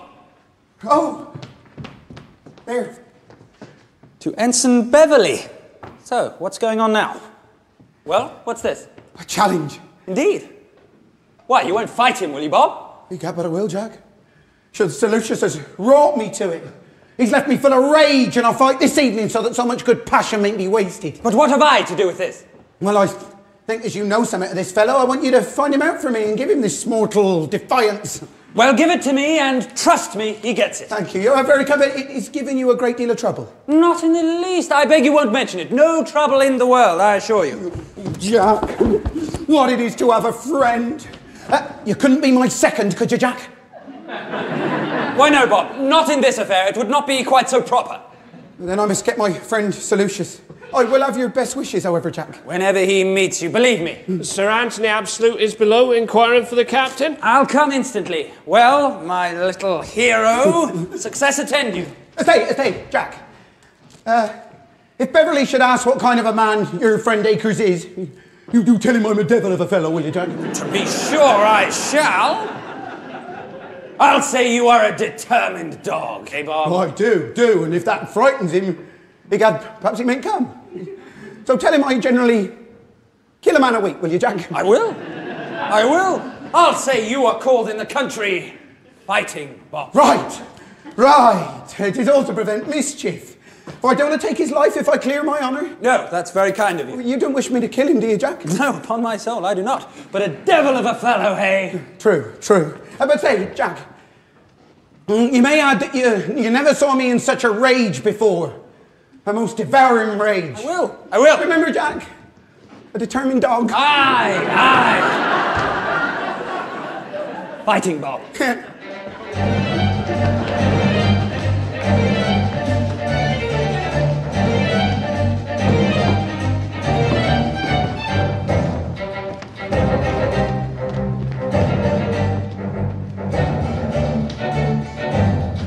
Why, thou perverse one! Tell me what you can object to him. Isn't he a handsome man? Tell me that. A genteel man. A pretty figure of a man. She little thinks whom she is praising. So is Beverly, ma'am. No comparisons, miss, if you please. Comparisons don't become a young woman. No. Captain Absolute is indeed a fine gentleman. Aye, the Captain Absolute you have seen. Then he's so well bred. So full of alacrity and adulation. And has so much to say for himself, and in such good language, too. I protest when I saw him, I thought of what Hamlet says in the play. Hesperian curls. The front of Job himself. An eye like March to threaten at command. A station like Harry Mercury knew. Something about kissing. On a hill. However, the similitude struck me directly. How enraged will she be presently when she discovers her mistake? Sir Anthony and Captain Absolute are below, ma'am. Show them up here. Now, Lydia, I insist on your behaving as becomes a young woman. Show your good breeding at least, though you have forgot your duty. Madam, I have told you my resolution. I shall not only give him no encouragement, but I won't even speak to or look at him. Here we are, Mrs. Malaprop. Come to mitigate the frowns of unrelenting beauty. And difficulty enough I had to bring this fellow. I don't know what's the matter, but if I hadn't held him by force, he'd have given me the slip. You have infinite trouble, Sir Anthony, in the affair. I am ashamed for the cause. Lydia, rise, I beseech you. Pay your respects. I hope, madam, that Miss Languish has reflected on the worth of this gentleman and the regard due to her aunt's choice and my alliance. Now, Jack, speak to her. What the devil shall I do? You see, sir, she won't even look at me whilst you're here. I knew she wouldn't. I told you so. Let me entreat you, sir, to leave us together. No wonder I hadn't heard my aunt exclaim yet. Sure, she can't have looked at him.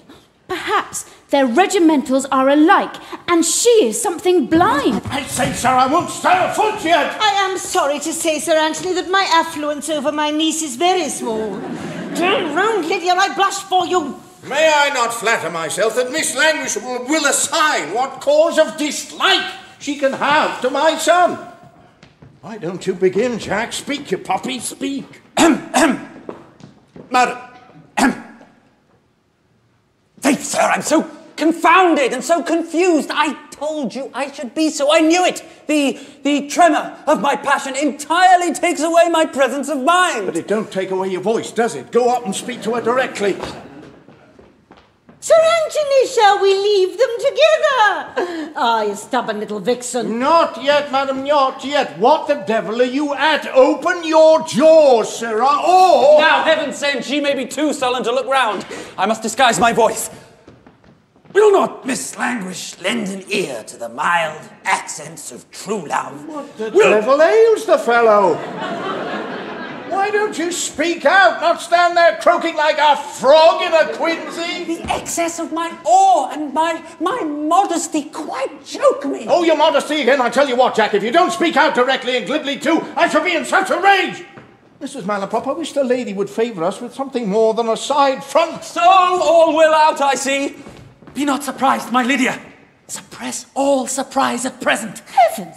'Tis Beverley's voice. Sure, he can't have imposed on Sir Anthony too.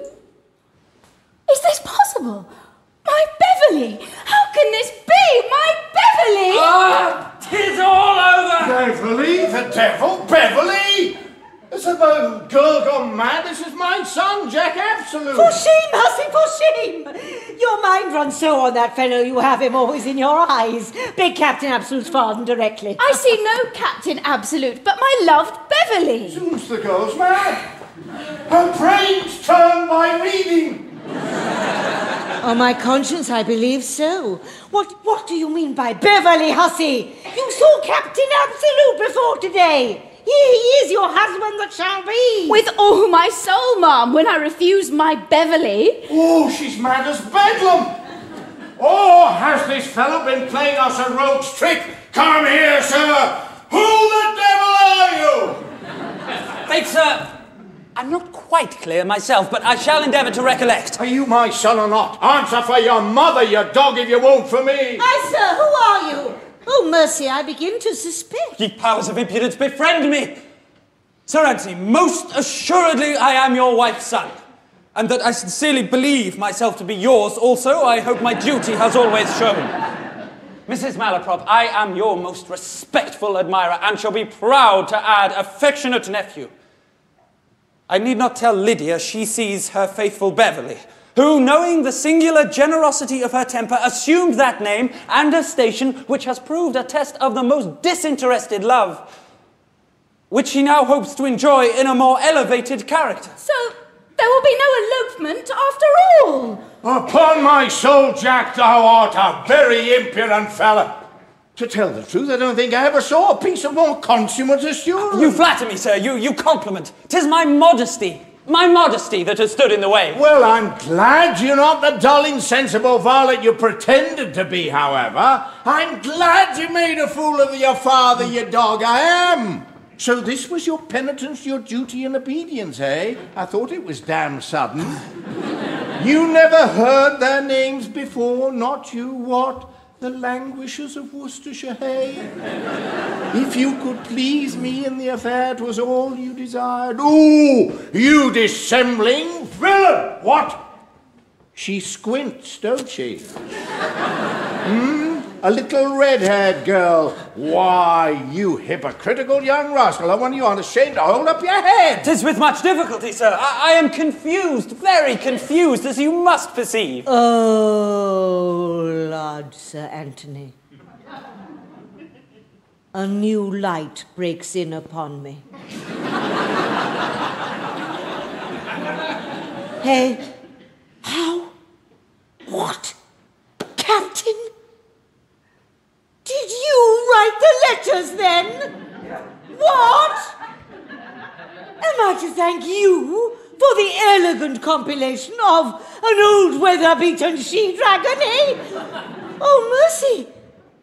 Was it you that reflected on my parts of speech? Dear sir, my modesty will be overpowered at last. If you don't assist me, I shall certainly not be able to stand it. Come, Mrs. Malaprop, we must forget and forgive. Odds life matters have taken so clever a turn all of a sudden, I could find it in my heart to be so good-humoured and so gallant.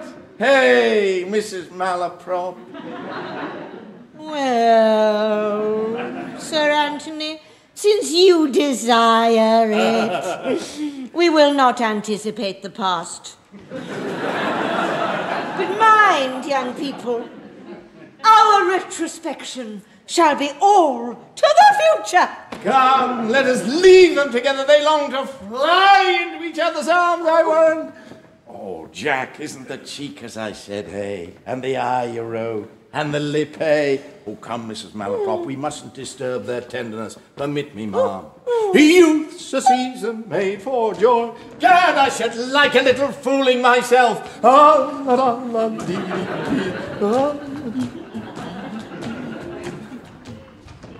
So much thought bodes me no good. So grave, Lydia. Sir? So, egad, I thought as much. That damn monosyllable has froze me.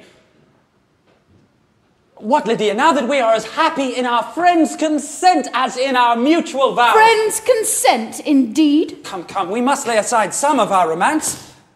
A little wealth and comfort may be endured after all, and for your fortune the lawyers shall make such settlements Lawyers?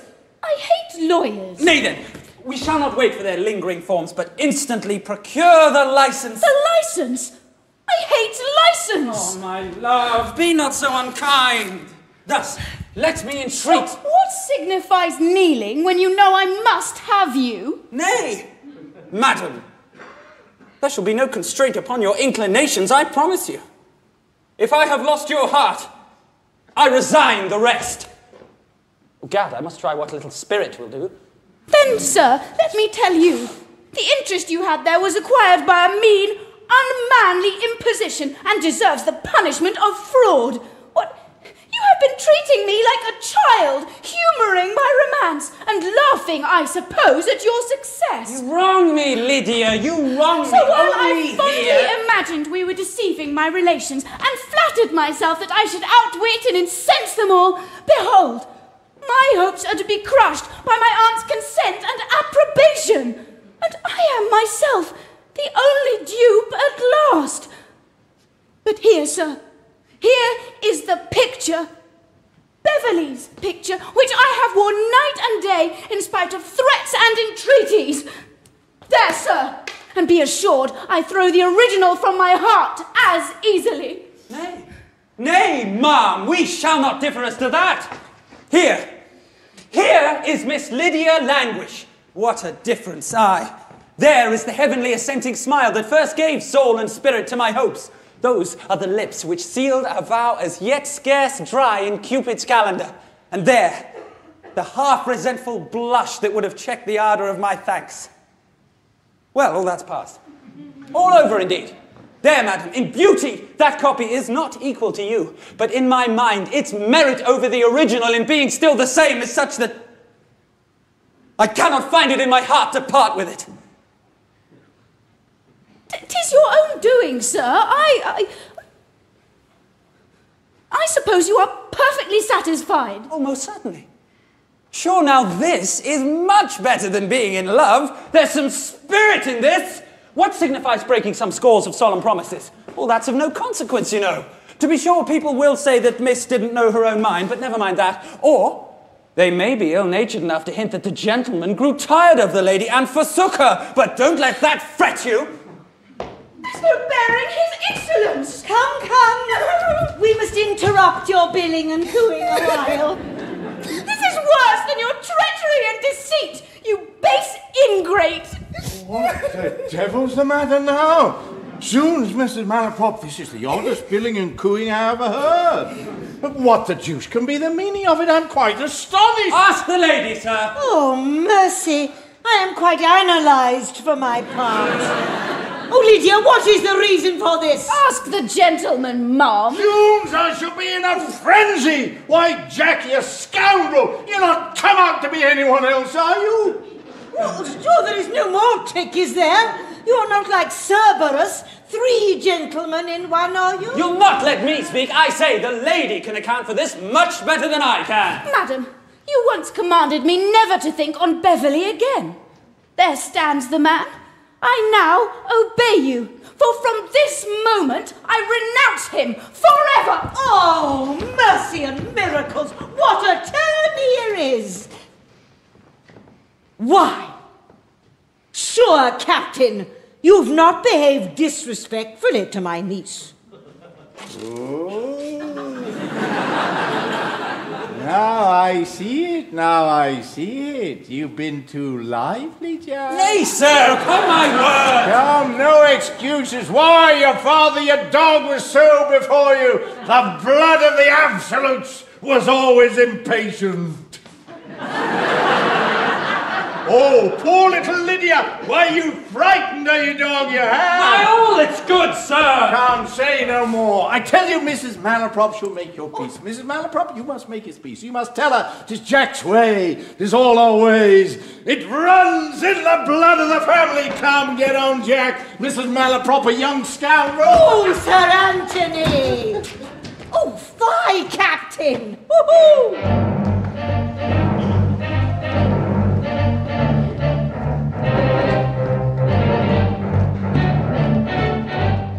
I wonder where this Captain Absolute hides himself.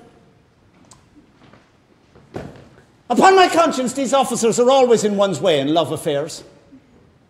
I remember I might have married Lady Dorothy Carmine if it had not been for a little rogue of a major who ran away with her before she could get a sight of me. Ha! Isn't this the Captain coming? Oh, faith it is. There is a probability of succeeding about that fella that is mighty provoking. What the devil is he talking to? To what fine purpose I have been plotting. A noble reward for all my schemes upon my soul. A little gypsy. I did not think her romance could have made her so damned absurd either. Death, I was never in a worse humour in my life. I could cut my own throat, or any other person's, with the greatest pleasure in the world. Oh, faith, I'm in the luck of it. I never could have found him in a sweeter temper for my purpose. Now to enter into conversation with him, and so quarrel genteelly. With regard to that matter, Captain, I must beg leave to differ in opinion with you. Upon my word, then, you must be a very subtle disputant. Because, sir, I happen just then to be giving no opinion at all. That's no reason. Forgive me leave to tell you, a man may think an untruth as well as speak one. Very true, sir, but if the man never utters his thoughts, I should think they might stand a chance of escaping controversy. Then, sir, you differ in opinion with me, which amounts to the same thing. Harkee, Sir Lucius. If I had not before known you to be a gentleman, upon my soul, I should not have discovered it at this interview. But what can you drive at unless you mean to quarrel with me? I cannot conceive. I humbly thank you, sir, for the quickness of your apprehension. You have named the very thing I would be at. Very well, sir. I certainly shall not balk your inclinations, but I should be glad you would please to explain your motive. Pray, sir, be easy. The quarrel is a very pretty quarrel as it stands. We should only spoil it by trying to explain it. However, your memory is very short, or you could not have forgotten a front you passed on me within this week. So no more, but name your time and place. Very well, sir. Since you seem so bent on it, the sooner the better. Let it be this evening. Here, by the Spring Gardens, we shall scarcely be interrupted. Now, if it's the same to you, Captain, I should take it as a particular kindness if you'd let us meet in Kingsmead Fields, as a little business will call me there about 6 o'clock, and I may dispatch both matters at once. 'Tis the same to me exactly. A little after 6, then, we shall discuss this matter more seriously. If you please, sir, there will be very pretty small sword light, though it won't do for a long shot. So, that matter's settled, and my mind's at ease. Well, Matt, I was going to look for you. Oh, Falkland. All the demons of spite and disappointment have conspired against me. I'm so vexed that if I had not the prospect of a resource in being knocked over the head by and by, I should scarce have spirit to tell you the cause. What can you mean? Has Lydia changed her mind? I should have thought her duty and inclination would now have pointed to the same object. Aye, just as the eyes do of a person who squints. When her love eye was fixed on me, t'other, her eye of duty was finely obliqued. But when duty bid her point that same way, off t'other turned on a swivel and secured its retreat with a frown. But what's this resource? Oh, to wind up the whole, a good-natured Irishman has begged leave to have the pleasure of cutting me throat, and I mean to indulge him, that's all. Prithee be serious. 'Tis fact, upon my soul. Sir Lucius O'Trigger, you know him by sight, for some affront which I'm sure I never intended, has obliged me to meet him this evening at 6 o'clock. 'Tis on that account I wish to see you. You must go with me. No, Jack. There must be some mistake, sure. Sir Lucius shall explain himself, and I dare say matters may be accommodated. But this evening, did you say? I wish it had been any other time. Why? There will be light enough. There will, as Sir Lucius says, be very pretty small sword light, though it won't do for a long shot. Confound his long shot! But I am myself a good deal ruffled by a difference I have had with Julia. My vile, tormenting temper has made me treat her so cruelly that I shall not be myself till we are reconciled. By heavens, Falkland, you don't deserve her. Oh, Jack! This is from Julia! I dread to open it. I fear it may be to take a last leave, perhaps to bid me return my letters and restore. Oh, how I suffer for my folly. Here, let me see.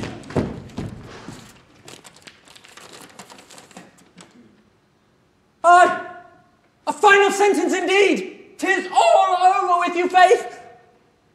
Oh, nay, Jack, don't keep me in suspense. Here, then. As I am convinced that my dear Falkland's own reflections have already upbraided him for his last unkindness to me, I will not add a word on the subject. I wish to speak with you as soon as possible. Yours ever and truly, Julia. There's stubbornness and resentment for you. Why, man, you don't seem one whit happier at this. Well, yes, I am. But. Confound your buts! You never hear anything that would make another man bless himself, but you immediately damn it with a but. Now, Jack, as you are my friend, own honestly. Don't you think there is something forward, something indelicate in this haste to forgive? Women should never sue for reconciliation. That should always come first. I have no patience to listen to you. Thou art incorrigible, so say no more on the subject. I must go settle a few matters, so let me see you before 6, remember, at my lodgings. A poor, industrious devil like me, who have toiled and drudged and plotted to gain his ends, and is at last disappointed by other people's follies, may in pity be allowed to swear and grumble a little. But a captious skeptic in love, a slave to fretfulness and whim, who have no difficulties but of his own creating, is a subject more fit for ridicule than compassion. I feel his reproaches. But I would not change this too exquisite nicety for the gross content with which he tramples on the thorns of love. His engaging me in this duel has started an idea in my head which I will instantly pursue. I'll use it as the touchstone for Julia's sincerity, and if her love prove pure and sterling ore, I'll lay aside my doubts forever.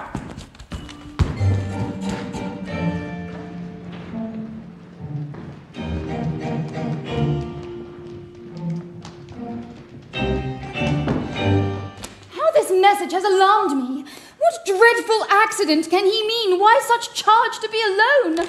Oh, Falkland, how many unhappy moments, how many tears have you cost me? What means this?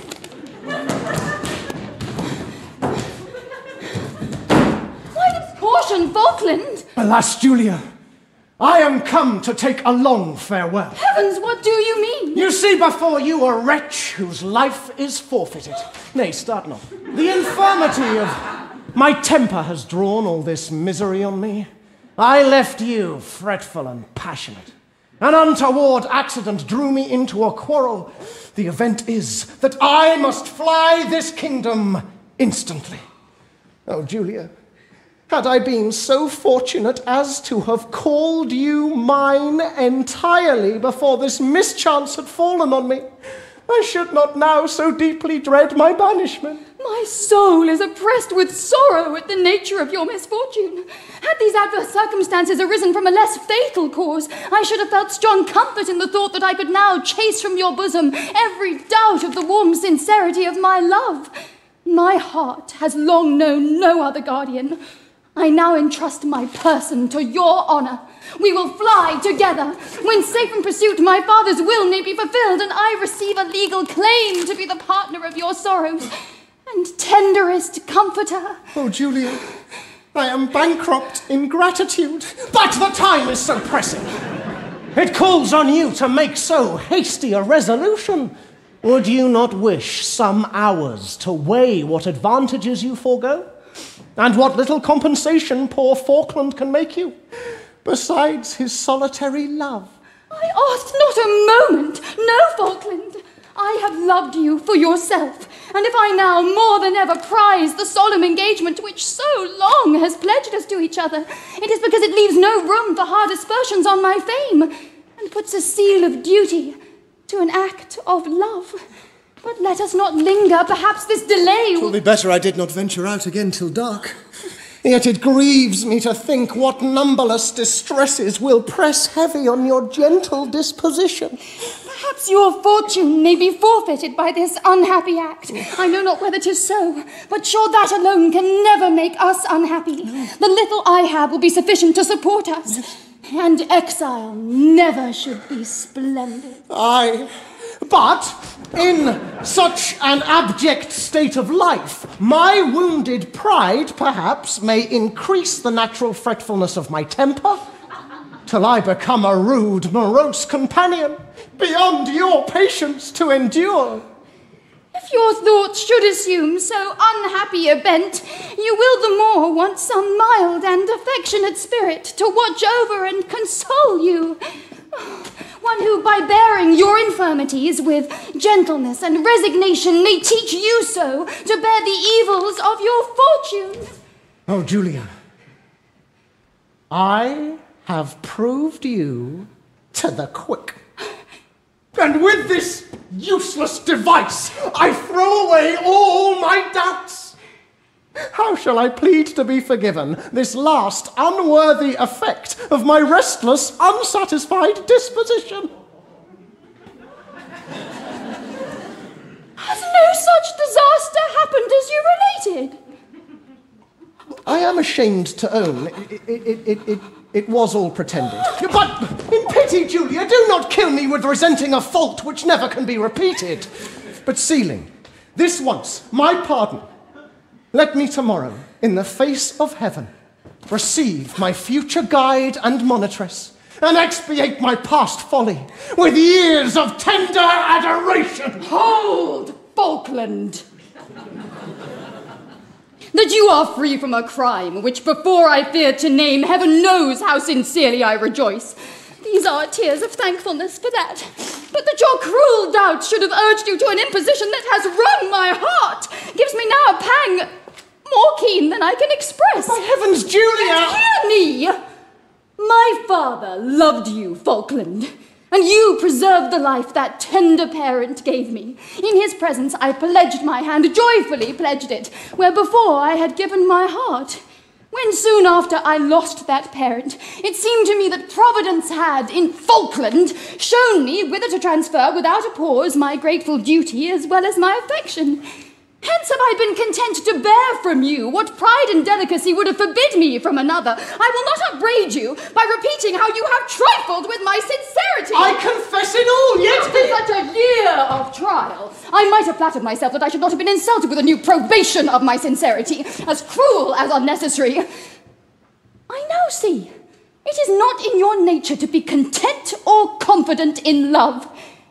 And with this conviction, I never will be yours. Nay, but Julia, by my soul and honour, if after this... But one word more. As my faith has once been given to you, I never will barter it with another. I shall pray for your happiness with the utmost sincerity, and the dearest blessing I can ask of heaven to send you will be to charm you from that unhappy temper which alone has prevented the performance of our solemn engagement. All I request of you is that you yourself will reflect upon this infirmity, and when you number up the many true delights it has deprived you of, let it not be your least regret that it lost you the love of one who would have followed you in beggary through the world.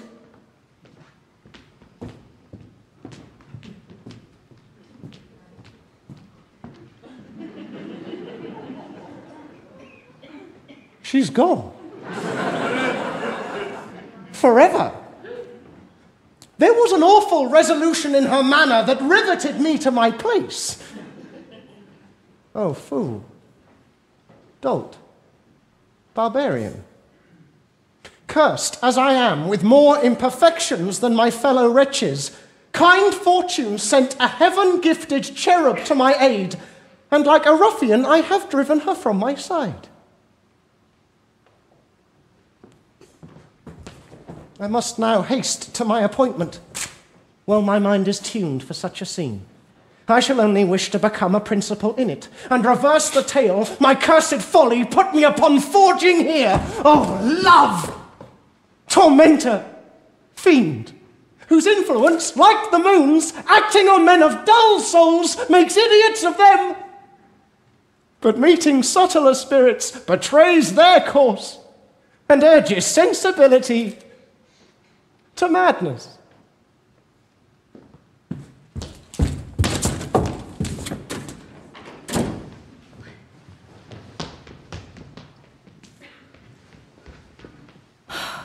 Hey-ho! Though he has used me so, this fellow runs strangely in my head. I believe one lecture from my grave cousin will make me recall him. Oh, Julia, I am come to you with such an appetite for consolation. Look, child, what's the matter with you? You've been crying. I'll be hanged if that Falkland has not been tormenting you. Nay, Lydia, you mistake the cause of my uneasiness. Something has flurried me a little, nothing you could guess at. I would not accuse Falkland to his sister. Oh, whatever vexations you may have, I can assure you mine surpass them. You know who Beverley proves to be. I will now own to you, Lydia, that Mr. Falkland had before informed me of the whole affair. Well, had young Absolute been the person you took him for, I should never have accepted your confidences on the subject without a serious endeavour to counteract your caprice. So then, I see I have been deceived by everyone. But I don't care. I'll never have him. Oh, nay, Lydia. Why is this not provoking? When I thought we were coming to the prettiest distress imaginable, to find myself made a mere Smithfield bargain of at last. There had I projected one of the most sentimental elopements, so becoming a disguise, so amiable a ladder of ropes, conscious moon, 4 horses, Scotch parson, with such surprise to Mrs. Malaprop, and such paragraphs in the newspapers. Oh, I shall die with disappointment. I don't wonder at it. No, sad reverse. What have I to expect? But after a deal of flimsy preparation with a bishop's licence and my aunt's blessing to go simpering up to the altar. Or perhaps be cried 3 times in a country church and have an unmannerly fat clerk ask the consent of every butcher in the parish to join John Absolute and Lydia Languish, spinster. Oh, that I should live to hear myself called spinster. Melancholy indeed. How mortifying to remember the dear, delicious shifts I used to be put to gain half a minute's conversation with this fellow. How often have I stole forth in the coldest light in January and found him in the garden, stuck like a dripping statue. There would he kneel in the snow and sneeze and cough so pathetically, he shivering with cold and I with apprehension, and while the freezing blast numbed our joints, how warmly would he press me to pity his flame and glow with mutual ardour. Oh, Julia, that was something like being in love. If I were in spirits, Lydia, I should chide you only by laughing heartily at you.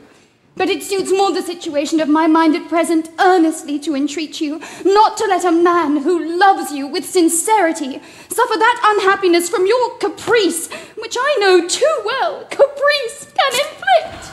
Oh, Lud, what has brought my aunt here? So, here's fine work. Here's fine suicide, parricide and simulation going on in the fields. And Sir Anthony not to be found to prevent the antistrophe. For heaven's sake, madam, what's the meaning of this? This gentleman will tell you. 'Twas he enveloped the affair to me. Do, sir, will you inform us? Ma'am, I should hold myself very deficient in every requisite that forms the man of breeding if I were to delay a moment in giving all the information in my power to a lady so deeply interested in the affair as you are. But quick, sir. True, ma'am. As you say, one should be quick in divulging matters of such nature, for should we be tedious, perhaps, while we're flourishing on the subject, 2 or 3 lives may be lost. Oh, patience! Do, ma'am, for heaven's sake, tell us what is the matter. Why, murder's the matter. Slaughter's the matter. Killing is the matter. But he can tell you the perpendiculars. Then, prithee, sir, be brief. Why then, ma'am, as to murder, I cannot take it upon me to say. And as to slaughter or manslaughter, that will be as the jury finds it. But who is this? Who are engaged in this? Faith, ma'am, one is a young gentleman whom I should be very sorry anything were to happen to. A very pretty behaved gentleman. We have lived together much and always on terms. But who, sir? Who? My master, ma'am, my master. I speak of my master. Heavens, what? Captain Absolute? Oh, to be sure, you are frightened now. But who are with him, sir? Squire Acres. Then comes Squire Falkland. Oh, do, Ma'am, let us instantly endeavour to prevent mischief. Oh, fie! It would be very inelegant in us. We should only participate things. Do, Mrs. Aunt, save a few lives, for they are desperately given, believe me. Above all, there is that bloodthirsty Philistine, Sir Lucius O'Trigger. Sir Lucius O'Trigger. Oh, mercy! Have they drawn poor little dear Sir Lucius into the scrape? Oh, why? How you stand, girl?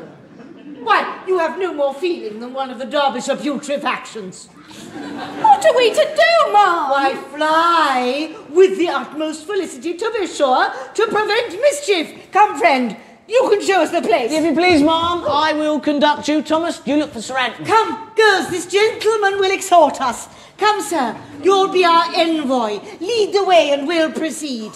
Not a step before the ladies for the world. Oh, you're sure you know the spot? Oh, I think I can find it, ma'am. And one good thing is we shall hear the report of the pistols as we draw near. So we can't well miss. Never fear, ma'am. Never fear.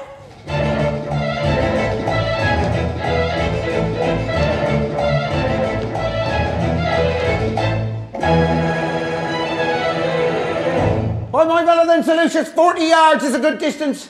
Odds, levels and aims, I say it is a good distance. Is it for muskets or small field pieces? Upon my conscience, Mr. Akers, you must leave those things to me. Stay now, I'll show you.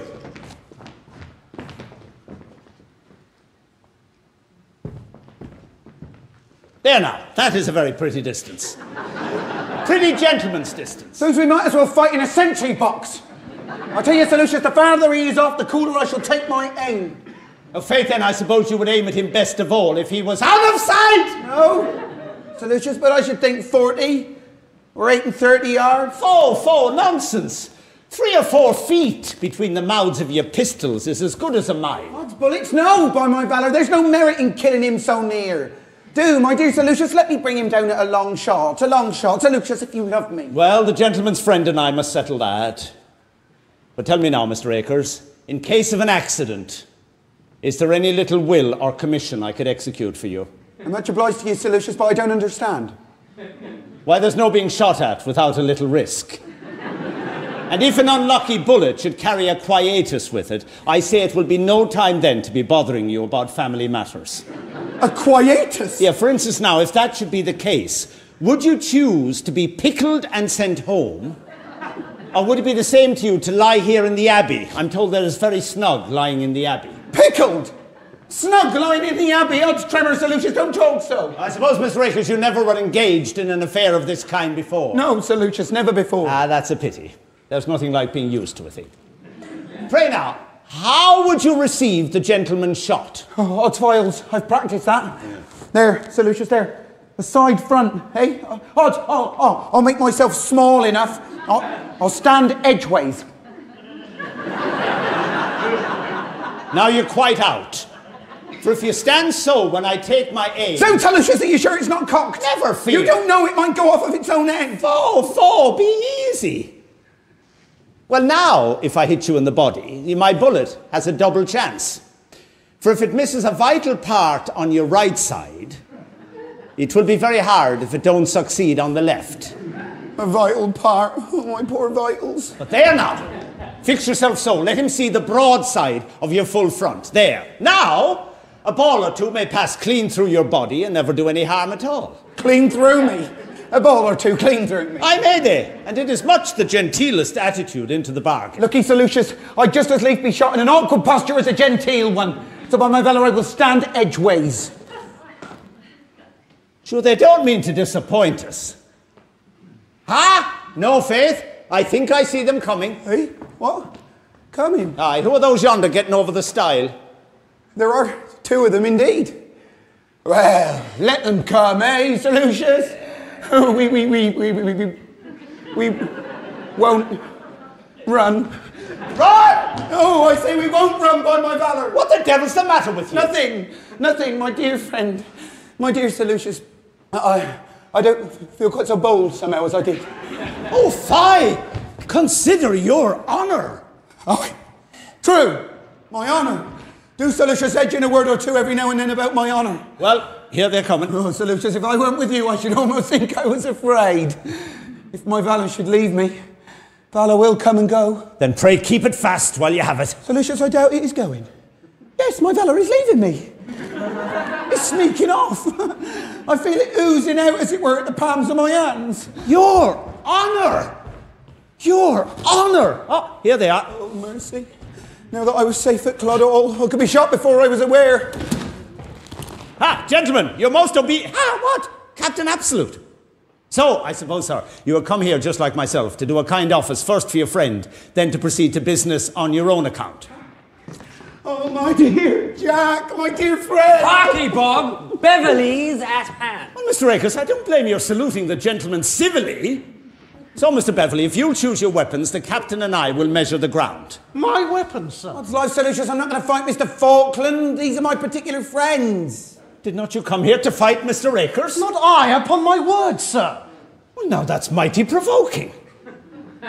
But I hope, Mr. Falkland, as there are three of us come on purpose for the game, you won't be so cantankerous as to spoil the party by sitting out. Oh, pray, Falkland, fight to oblige, Sir Lucius. Well, nay, then, if Mr. Akers is so bent on the matter... No, Mr. Falkland. I'll bear my disappointment like a Christian. Look, Sir Lucius, there's no occasion at all for me to fight, and if it's the same to you, I'd just let it alone. Observe me, Mr. Akers. I must not be trifled with. You have certainly challenged somebody, and you came here to fight him. Now, if that gentleman is willing to represent him, I can see for my soul why it isn't just the same thing. No, Sir Lucius. I tell you, 'tis one Beverley I've challenged. A fellow, you see, that dare not show his face. If he were here, I'd make him give up his pretensions directly. Hold, Bob. Let me set you right. There is no such man as Beverley in the case. The person who assumed that name is before you. And as his pretensions are the same in both characters, he is ready to support them in whatever way you please. Well, this is lucky. No. Now you have an opportunity. Right, my dear friend, Jack Absolute. Not if he were 50 Beverleys. Soon, Sir Lucius, you would not have me be so unnatural. Upon my conscience, Mr. Akers, your valour has oozed away with a vengeance. Not in the least. I'll be your second with all my heart. And if you should get a quietus, you make a army entirely. I'll get your little snug line in the abbey there. Or pickle you and send you to Blunderbuss Hall, or anything of that kind with the greatest of pleasure. Oh, you are little better than a coward. My gentleman, he calls me coward. Coward was the word by my valour. Well, sir. Looking, Sir Lucius, isn't that I mind the word coward. Coward may be said in joke. But if you would call me a poltroon, it's daggers and balls. Well, sir. No, I would have thought you were a very ill-bred man, Sir Lucius. You are beneath my notice. Nay, Sir Lucius, you can't have a better second than my friend Akers. He is a most determined dog, called in the country Fighting Bob. He generally kills a man a week, don't you, Bob? At home.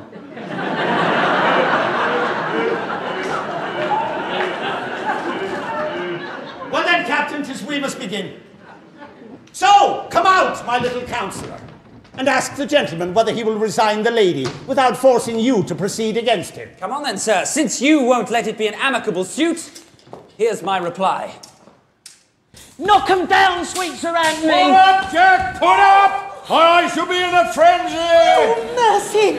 I am glad to find you are all horizontal on your legs. How came you in a duel, sir? Faith, sir, this gentleman can tell you much better than I. 'Twas he called on me. And you know, I serve his majesty. Here's a pretty fellow. I catch him going to cut a man's throat. And he tells me he serves his majesty. Zoon, sirrah, then how durst you draw the king's sword against one of his subjects? Sir, I tell you, that gentleman called me out without explaining his reasons. Gad, sir, how came you to call my son out without explaining your reason? Your son, sir, insulted me in a manner which my honour could not brook. Zoons, Jack, how durst you insult a gentleman in a manner which his honour could not brook? Come, let's have no honour before ladies. Captain Absolute, come here. How could you intimidate us so? Here's Lydia being terrified to death for you. For fear I should be killed or escape, ma'am. Nay, no delusions to the past. Lydia is convinced, speak, child. Oh, with your leave, ma'am, I must put in a word here. I believe I could interpret the young lady's silence. Now, mark What is it you mean, sir? Oh, come, Dahlia. We must be serious now. This is no time for trifling. 'Tis true, sir. And your reproof bids me offer this gentleman my hand and solicit the return of his affections. Oh, my little angel, say you so? Sir Lucius, I perceive there must be some mistake here. With regard to the affront which you affirm I have given you, I can only say that it could not have been intentional. And as you must be convinced that I would not fear to support a real injury, you shall now see that I am not ashamed to atone for an inadvertency. I ask your pardon. But as for this lady, whilst honoured with her approbation, I will support my claim against any man whatever. Well said, Jack, and I'll stand by you, my boy. I give up on my claim. Make no pretensions to anything in the world.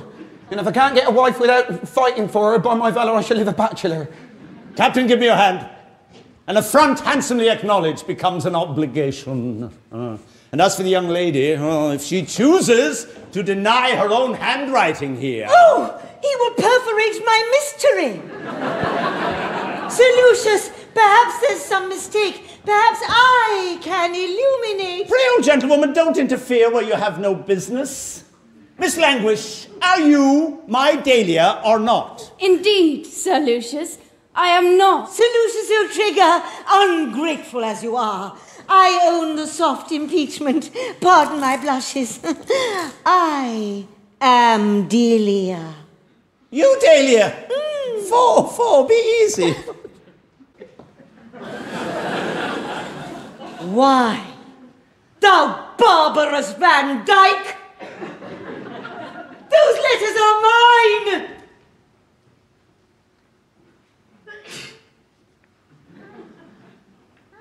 And when you are more sensible of my benignity, perhaps I might be brought to encourage your affection. Mrs. Malaprop, I'm extremely sensible of your condescension. And whether you or Lucy have put this trick upon me, I am equally beholden to you. And to show you I'm not ungrateful, Captain Absolute, since you have taken that lady from me, I'll give you my Dahlia into the bargain. I'm much obliged to you, Sir Lucius, but here's our friend Fighting Bob, unprovided for. Ah, little valor. Here, will you make your fortune? Odds. Wrinkles. No. So Lucius, give me your hand. Forget and forgive. But if I give you a chance of pickling me again, say Bob Acres is a dunce, that's all. Come, Mrs. Malaprop, don't be cast down. You're in your bloom yet. Oh, Sir Anthony. Men are all barbarians.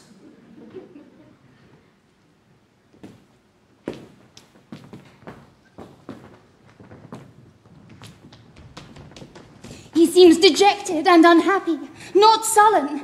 There was some foundation, however, for the tale he told me. Oh, woman, how true should be your judgment when your resolution is so weak.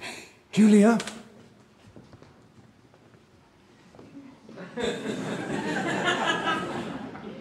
How can I sue for what I so little deserve? I dare not presume. But hope is the child of penitence. Oh, Falkland, you have not been more faulty in your unkind treatment of me than I am now in wanting inclination to resent it. As my heart honestly bids me place my weakness to the account of love, I should be ungenerous not to admit the same plea of yours. What's going on now? Come, Julia, I never interfered before, but let me have a hand in the matter now. There, marry him directly. You'll find he'll mend surprisingly. Now I shall be blessed indeed. Come now! I hope there is no dissatisfied person but what is content. For as I have been disappointed myself, it will be very hard if I have not the satisfaction of seeing other people succeed better. You are right, Sir Lucius. So, Jack, I wish you joy. Mr. Falkland, the same. Ladies, come now, to show you I'm neither vexed nor angry. Odds, tabors and pipes. I loaded the fiddles to the new rooms in half an hour, and I insist on your own meeting me there. Gad, sir, I like your spirits, and at night we single lads will drink a health to the young couples and a husband to Mrs. Malaprop.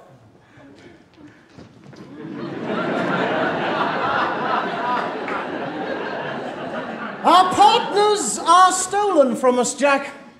I hope to be congratulated by each other. Yours for having checked in time the errors of an ill-directed imagination which might have betrayed an innocent heart, and mine for having, by her gentleness and candour, reformed the unhappy temper of one who by it made wretched whom he loved most, and tortured the heart he ought to have adored. Well, Falkland, we have both tasted the bitters as well as the sweets of love. But with this difference, that you always prepared the bitter cup for yourself, whereas I was always obliged to me for it, hey? Mr. Modesty? But come, no more of that. Our happiness is now as unallayed as general. Then let us study to preserve it so. And while hope pictures to us a flattering scene of future bliss, let us deny its pencil those colours which are too bright to be lasting. Ladies, for you, I heard our poet say he tried to coax some moral from his play. One moral's plain, cried I, without more fuss, man's social happiness all rests on us. Through all the drama, whether damned or not, love gilds the scene, and women guide the plot. From every rank, obedience is our due. Do you doubt? The world's great stage shall prove it true.